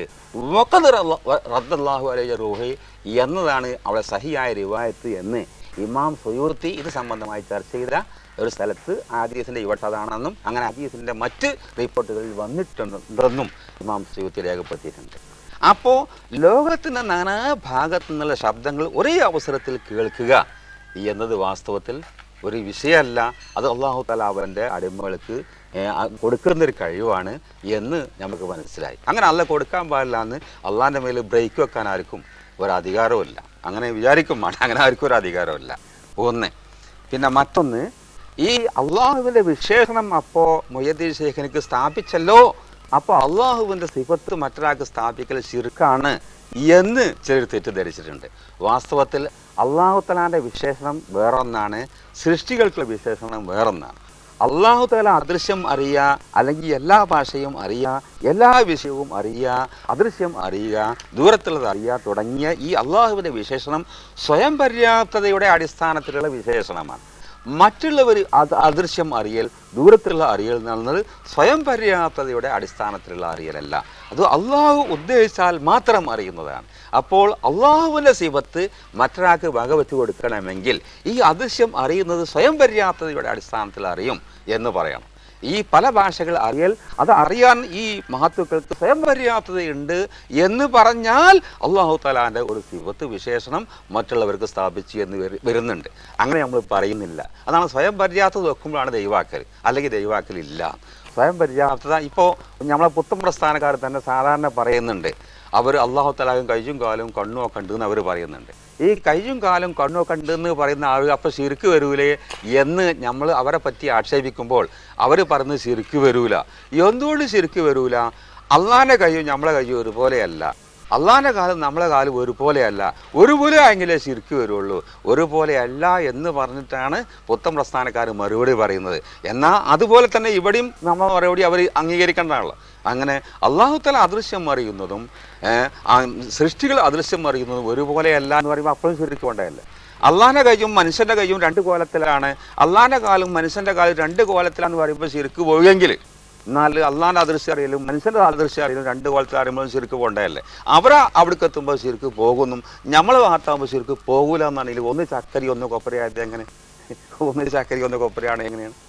അവർക്ക് ശിർക്ക് പോകുന്നു, നമ്മൾക്ക് ശിർക്ക് പോകില്ല അറിയുന്നത് അർത്ഥമുള്ളത് ശിർക്കല്ലാന്ന്. ഈ ന്യായങ്ങളൊക്കെ നാം അംഗീകരിച്ചാൽ തന്നെ പ്രഥമ ദൃഷ്ടി ഇത് ബാഹ്യമായിട്ട് ഇത് തോന്നിപ്പിക്കുന്നുണ്ട്, ഇത് ശിർക്കിലേക്ക് നയിക്കുമല്ലോ.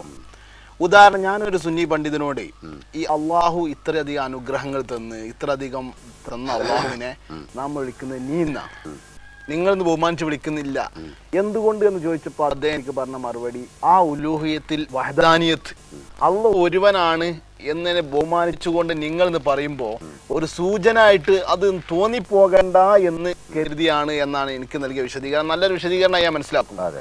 ആ നിലയ്ക്ക് ചിന്തിക്കുമ്പോൾ ഇതും ഒഴിവാക്കലല്ലേ ഈ തോന്നുന്നതിനേക്കാൾ നല്ലത്? അതെ. ആദം നബി അലൈഹി സ്വലാമിലേക്ക് മലക്കുകളോട് സുജൂദ് ചെയ്യാൻ പറഞ്ഞപ്പോൾ, അവിടെ ഈ സുജൂദ് ചെയ്യാൻ പറഞ്ഞപ്പോൾ അല്ലാഹു തആല ഇത് ശിർക്കുള്ള കൂട്ടുന്നോ, ഇത് ശിർക്കാൻ തോന്നിപ്പിക്കുന്നോ?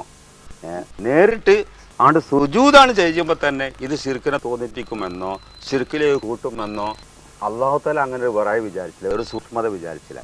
ഈ മലക്കുകൾ സൂക്ഷ്മത വിചാരിച്ചില്ല. അപ്പം അല്ലാഹു തആലാക്ക് ഇല്ലാത്തൊരു സൂക്ഷ്മത, ഒരു വറായി, മലക്കുകൾക്കും ഇല്ലാത്തൊരു വറായി വാസ്തവത്തിൽ ഈ ഇബ്ലീസിനുണ്ടായത്. അപ്പം ഈ സൂക്ഷ്മത വാസ്തവത്തിൽ ഇബ്ലീസിന്റെ സൂക്ഷ്മതയാണ്. അള്ളാഹുത്തല ഈ സൂക്ഷ്മതക്കാരെയാണ് ആദ്യമായി ഈ ലോകത്ത് വെച്ച് ശിക്ഷിച്ചത് എന്ന് പ്രത്യേകം ഓർമ്മിപ്പിക്കും. അതുപോലെ തന്നെ അള്ളാഹു താല കഅബത്തിനെ തവാഫ് ചെയ്യാൻ വേണ്ടി കൽപ്പിച്ചു. മഖാം ഇബ്രാഹിമിൻ്റെ പിന്നിൽ നിസ്കരിക്കാൻ വേണ്ടി കൽപ്പിച്ചു. മാത്രമല്ല അവിടെ പോയി കുറേ ആടുകളെയും ഒട്ടകങ്ങളെയും കൊണ്ട് അറക്കാൻ കൽപ്പിച്ചു. കഅബത്തിങ്ങ പോയിട്ട് അറക്കാൻ കൽപ്പിച്ചു. ആടുകളെയും ഒട്ടകങ്ങളെയും നമ്മൾ ജാറത്തുനിന്ന് വെച്ച് ചെയ്യണ മാതിരി ആടുകളെയും ഒട്ടകങ്ങളെയും അറക്കാൻ വേണ്ടി കൽപ്പിച്ചു. അവിടെ കൊണ്ടുപോകാൻ വേണ്ടി കൽപ്പിച്ചു. ഇബ്രാഹിം നബി അലൈഹി ഇസ്ലാമിൻ്റെ സ്മരണയായിട്ടുള്ള ആ കല്ലിൻ്റെ പിന്നിൽ നിസ്കരിക്കാൻ കൽപ്പിച്ചു. ഹജറുൽ അസ്വദിനെ തൊട്ട് മുത്താൻ കൽപ്പിച്ചു. ഇതാണല്ലോ ഇതിനേക്കാളൊക്കെ ശിർക്കിനെ തോന്നിപ്പിക്കുന്ന, ശിർക്കിലേക്ക് കൂട്ടുന്ന പ്രവൃത്തി. അതൊന്നും കൽപ്പിച്ച ഇസ്ലാമിന് ഇല്ലാത്തൊരു ഭയം. നിങ്ങൾക്ക് എന്തിനാ അങ്ങനെ ഒരു ഭയം ഉണ്ടാകേണ്ട ആവശ്യം? ഇസ്ലാമിന് അവിടെ ഒന്നും ഭയം ഉണ്ടായില്ല. അവർക്കൊന്നും ഇല്ലാത്തൊരു പേടി ഇവിടെ ഇബലിക്ക് മാത്രം ഉണ്ടാകേണ്ട ആവശ്യം. ആ പേടി ഇബ്ലീസിന്റെ പേടിയാണ് എന്നാണ് നമുക്ക് പറയാനുള്ളത്. ഇവിടെ ശരിക്കും അള്ളാഹു കൽപ്പിച്ചതാണ്. അതെ, അള്ളാഹു കൽപ്പിച്ചതാണ്. ഒരു നിയമമാകുന്നത് നിയമകർത്താവ് കൽപ്പിക്കുമ്പോഴാണല്ലോ. ഇവിടെ മക്ക അള്ളാഹു ഇബ്ലീസിനോട് സുജൂദ് ചെയ്യണമെന്ന് അള്ളാഹു പറഞ്ഞപ്പോൾ, മലായിക്കത്ത് പറഞ്ഞപ്പോൾ അതൊരു നിയമമായി. ഇപ്പൊ നിയമം ആദം നബിന്റെ സന്തതികളെ പെങ്ങന്മാർ കല്യാണം കഴിക്കുന്ന ഒരു സമ്പ്രദായം ഉണ്ടായത് അന്നത്തെ നിയമമായിരുന്നു. ഇന്നത് നിഷിദ്ധമാക്കിയത് കൊണ്ടാണ് നമുക്ക് നിയമമല്ലാതെ എന്നത് പ്രകാരം കണക്കിലെടുത്താൽ പോരാ ആ വൈരുദ്ധ്യം. അതെ, പോരാ. അള്ളാഹു തആല ശിർക്കാണ് ഇത് കൽപ്പിക്കുന്നില്ല. ഇപ്പോ ശിർക്ക് എന്ന് പറഞ്ഞാൽ ബഹുദൈവ വിശ്വാസം, ബഹുദൈവ ആരാധന എന്നതാണ് ശിർക്കിന്റെ മേന. അത് അല്ല കൽപ്പിച്ചാൽ അത് ശിർക്ക്. ഇപ്പൊ അള്ളാഹു തആല ബിംബത്തിന് സുജൂദ് ചെയ്യാൻ വേണ്ടി കൽപ്പിച്ചാൽ അത് ശിർക്ക് ആകൂലെന്നല്ല. ശിർക്ക് പക്ഷെ അത് തെറ്റില്ല എന്നേ വരുള്ളൂ. അത് തെറ്റ്. അപ്പൊ ശിർക്ക്. അപ്പൊ ശിർക്ക് അള്ളാഹു തആല ആദ്യം മുതൽ അവസാനം വരെ വഖളാ റബ്ബുക അല്ലാ തഅബുദു ഇല്ലാ ഇയ്യാഹു, അള്ളാഹു തആല അവനെ മാത്രമേ ആരാധിക്കാവൂ എന്ന ഈ നിയമം അള്ളാഹു തആല അസലേ മുമ്പേ അള്ളാഹു തആല തീരുമാനിച്ചതാണ്. അതിനെതിരെ എവിടെയും ചെയ്തിട്ടില്ല, എവിടെയും കൽപ്പിച്ചിട്ടില്ല. അങ്ങനെ നിയമം കൊണ്ടുവരില്ല. അപ്പോൾ ഈ നിയമം അള്ളാഹു കൽപ്പിച്ചപ്പോൾ തന്നെ തിരിഞ്ഞു ആ മുൻ തീരുമാനത്തിന് എതിരല്ലത്. അതായത് ഈ ദൈവമാണെന്നുള്ള വീക്ഷണം ഇല്ലാത്തപ്പോൾ ശിർക്കാകൂല എന്നുള്ളത് അന്നേ ഉണ്ടായത് കൊണ്ടാണ് അത് കൽപ്പിച്ചത്. ഒരാള് കള്ളുടിക്കാൻ വേണ്ടി കൽപ്പിച്ചു, അത് കൽപ്പിച്ചപ്പോൾ അത് കള്ളുടി അല്ല അറിയാൻ പറ്റില്ല. കള്ളുടി തന്നെ കള്ളുടി കൽപ്പിച്ചിരുന്നേ വരുള്ളൂ. അപ്പോൾ ഈ പ്രവൃത്തി ശിർക്കാണെങ്കിൽ ശിർക്ക് തന്നെയാണ്. പക്ഷെ അള്ളാഹു അത് കൽപ്പിച്ചിരിക്കണേ എന്നേ പറയാൻ പറ്റുള്ളൂ. അള്ളാഹ് കൽപ്പിച്ചത് കൊണ്ട് തന്നെ അത് ശിർക്കല്ല എന്നാണ് വ്യക്തമാവുന്നത്. മഹാന്മാരോട് സഹായം ചോദിച്ചോ എന്ന് നാം ചോദിക്കുമ്പോൾ, ഏത് സംഭവം ചോദിക്കുമ്പോഴും സുന്നി പണ്ഡിതന്മാർ അതിന് മറുപടി പറയുന്നത് റസൂലുള്ളാഹി സ്വല്ലല്ലാഹു അലൈഹി വസല്ലം തങ്ങളുടെ അടുത്ത് സഹാബത്ത് ചോദിച്ചതാണ്. അടിസ്ഥാനത്തിൽ വെള്ളം ചോദിച്ചു. അങ്ങനെ പല നിരവധി ഹദീസുകളിൽ അത് വ്യക്തമായതുമാണ്. പക്ഷെ അതൊക്കെ ഇന്നും നമ്മൾ ജീവിച്ചിരിക്കുള്ള ഉസ്താദിന്റെ അടുത്ത് വന്നിട്ട് ഉസ്താദ് നിങ്ങൾ അത് ദുആ ചെയ്യണം, എനിക്ക് ഇങ്ങനെ ഒരു ബുദ്ധിമുട്ടുണ്ട് എന്നൊരർത്ഥത്തിലല്ലാതെ ഇന്ന് നാം ഈ കേരളത്തിൽ നമ്മൾ ചെയ്യുന്ന ഈ ഇസ്തിഹാസ രൂപത്തിലാണോ അതൊന്ന് വിശദമാക്കാൻ താല്പര്യപ്പെടുന്നു. നമ്മൾ സാധാരണ ഹജ്ജിന് പോകുമ്പോൾ ദ്വാരക്കാൻ പറയുന്ന മാതിരിയോ ഒരു മോസേരെ കാണുമ്പോൾ ദ്വാരക്കാൻ പറഞ്ഞ മാതിരിയോ ആണ് നബിനോടാ പറയുന്നത് എന്ന് വെക്കാൻ നിർവാഹമല്ല. അത് ആ പറയുന്നത് ഏത് തെറ്റിദ്ധാരണ അനുസരിച്ചാണ് വാസ്തവത്തിൽ നബി നമ്മളെപ്പോലൊക്കെ കേവലം സാധാരണ മനുഷ്യനാണ്, നമ്മേക്കാൾ ഒരു കഴിവ് നബിക്ക് ഇല്ല എന്നുള്ള തെറ്റിദ്ധാരണയിൽ നിന്നാണ് വാസ്തവത്തിൽ ആ ചോദ്യം വന്നത്. നബി സല്ലല്ലാഹു അലൈഹി വസല്ലമിൻ്റെ അടുക്കൽ സഹാബത്ത് ചെന്നിട്ട് വെള്ളം ഇല്ലാത്ത ഒരവസരം കിട്ടുമ്പോൾ, ആ വെള്ളമില്ലാത്ത സന്ദർഭത്തിൽ നബിൻ്റെ അടുത്ത് ചെന്നാൽ നബി പടച്ചോനെ ഇവർക്ക് വെള്ളം കൊടുക്കാണ്ട് മേപ്പോട്ട് കൈ വന്നിട്ട് വരക്കലല്ല, ആ വെള്ളപാത്രത്തിൽ കൈ വെക്കലാണ്. വെള്ളപാത്രത്തിൽ കൈ വെച്ചിട്ട് വിരലിൻ്റെ അടിയിൽ കൂടി വെള്ളം വരലാണ്. ഇതാണ് ഇമാം ബുഖാരി മുസ്ലിം ഉദ്ധരിച്ച ഹദീസ്. അത് പ്രാർത്ഥിക്കലല്ല. നബിക്ക് നമ്മളെക്കാൾ ഒരു കഴിവില്ല എന്ന് പറയുകയാണെങ്കിൽ നമ്മൾ കാണാത്ത അവസരത്തിൽ നബി മലക്കിനെ കാണുന്നുണ്ടല്ലോ, നമ്മൾ കേൾക്കാത്ത അവസരത്തിൽ മലക്കിൻ്റെ ശബ്ദം നബി കേൾക്കുന്നുണ്ടല്ലോ. അപ്പോൾ നമ്മൾക്ക് ഇല്ലാത്ത ഒരു കഴിവ് നമ്മൾ കാണാത്ത നബിൻ്റെ കണ്ടുകൊണ്ടിരിക്കുന്നുണ്ട്. ഇപ്പം ഈ ഒരു സദസ്സിൽ നബിയുണ്ട്, മറ്റു സഹാബികളുണ്ട്. എന്നിട്ട് ഈ സദസ്സിൽ ജിബ്രീൽ വരികയാണെങ്കിൽ അല്ലെങ്കിൽ ഒരു മലക്ക് വരികയാണെങ്കിൽ ആ മലക്കിനെ നബി മാത്രമേ കാണുന്നുള്ളൂ, മറ്റുള്ളവർ കാണുന്നില്ല. അപ്പം മറ്റുള്ളവരെ കണ്ണിൽ എല്ലായിടത്തും ഒരു ശക്തി നബിൻ്റെ കണ്ണിനുണ്ടെന്നും, അതുപോലെ ആ ജിബ്രീൽ സംസാരിക്കുന്ന ശബ്ദം വാസ്തവത്തിൽ സഹാബത്ത് കേൾക്കുന്നില്ല, നബി മാത്രമേ കേൾക്കുന്നുള്ളൂ. അപ്പോൾ സഹാബത്തിനും മറ്റുള്ളവർക്കും ഇല്ലാത്ത ഒരു കഴിവ് തന്നെ നബിക്കുണ്ട് എന്ന് അതിൽ നിന്ന് വ്യക്തമാകും.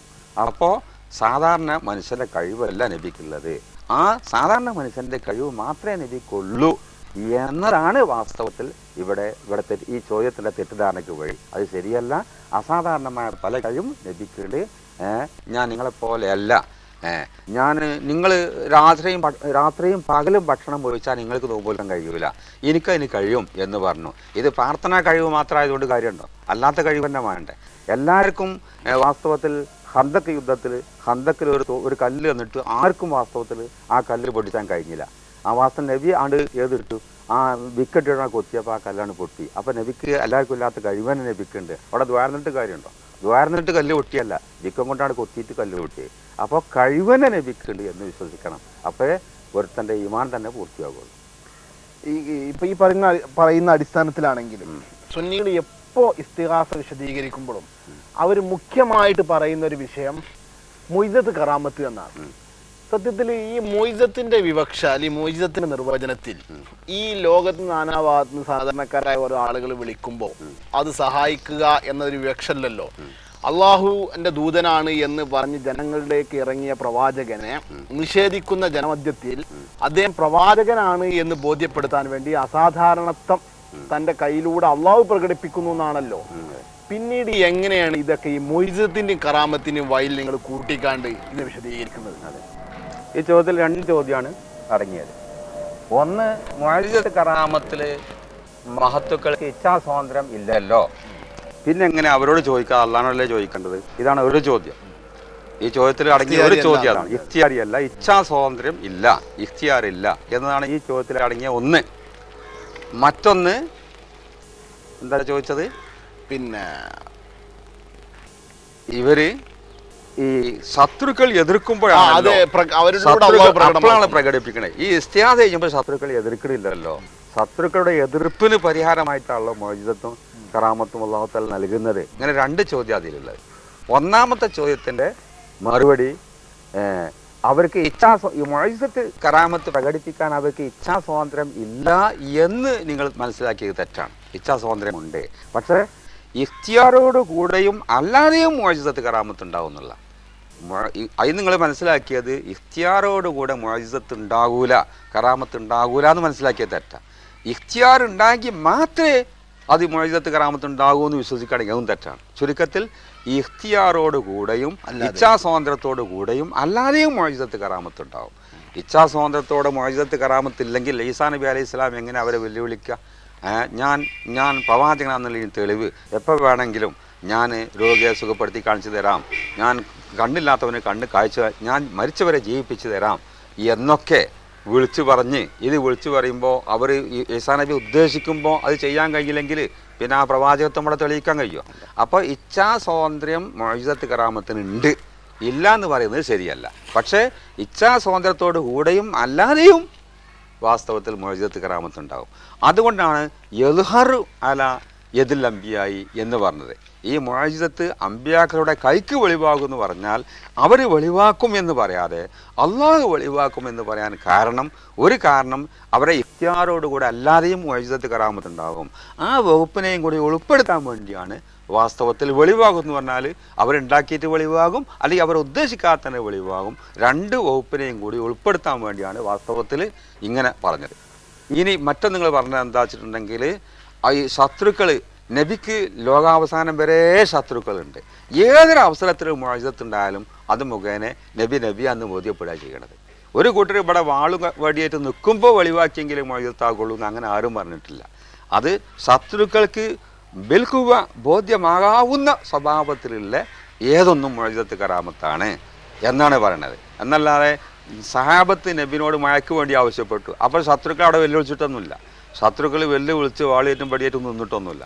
അപ്പോൾ ശത്രുക്കൾ ഇങ്ങനെ വെല്ലുവിളിക്കുന്ന അവസരത്തിൽ പ്രകടിപ്പിക്കുന്നത് മാത്രമേ മുഅ്ജിസത്താകുള്ളൂ, അല്ലാത്ത മുഅ്ജിസത്താകൂല എന്നുള്ള ഒരു തത്വമില്ല. പക്ഷേ ശത്രുവിന് ഇങ്ങനെ വെല്ലുവിളിയാകൽ സ്വഭാവമായത് എന്തുണ്ടോ അത് എപ്പോഴാണോ അതൊക്കെ മുഅ്ജിസത്ത് തന്നെ. ശരി, അങ്ങനെ മറുപടി മനസ്സിലായി. പക്ഷെ അതിൽ ചെറിയൊരു സംശയം. പിന്നെ ഇവിടെ ഇന്ന് ഈ കാണുന്ന ഈ ഇസ്തിഹാസം നമ്മൾ വിളിച്ചു തേട്ടം ഇതിനൊക്കെ നിർവചനങ്ങൾ പറയുമ്പം അത് കറാമത്തിൽ ഉൾപ്പെടുത്തുന്നു. അത് എങ്ങനെയെന്നാണ് മനസ്സിലാക്കുന്നത്? എന്താ വെച്ചാല് ഇവർ ദൂരെ നിന്ന് കേൾക്കുക, അങ്ങനെ കഷ്ടപ്പെടുന്നവരെ സഹായിക്കുക, സാധാരണ മാർഗത്തിലൂടെ എല്ലാം സഹായിക്കുക, തന്നെയാണ് മുഅ്ജിസത്ത് കറാമത്ത്. ഇവർ കഷ്ടപ്പെടുന്നവരെ സഹായിക്കുക, സാധാരണ മാർഗത്തിൽ കൂടി എല്ലാം സഹായിക്കുക, അതിനെ മൊയ്സത്ത് എന്ന് പറഞ്ഞത്, അതിൻ്റെ കറാമത്ത് തന്നെ. അദൃശ്യം അറിയുക, അത് മൊയ്സത്ത് കറാമത്താണ്. അപ്പോൾ അദൃശ്യം അറിയുക, സാധാരണ മാർഗത്തിൽ കൂടി എല്ലാം സഹായിക്കുക എന്നുള്ളതൊക്കെ മൊയ്സത്ത് കറാമത്താണല്ലോ. അതാണ് മൊയ്സത്ത് കറാമത്ത് തന്നെ. മൊയ്സത്ത് കറാമത്തിൻ്റെ നിർവചനത്തിന് പെടുന്നുണ്ടല്ലോ.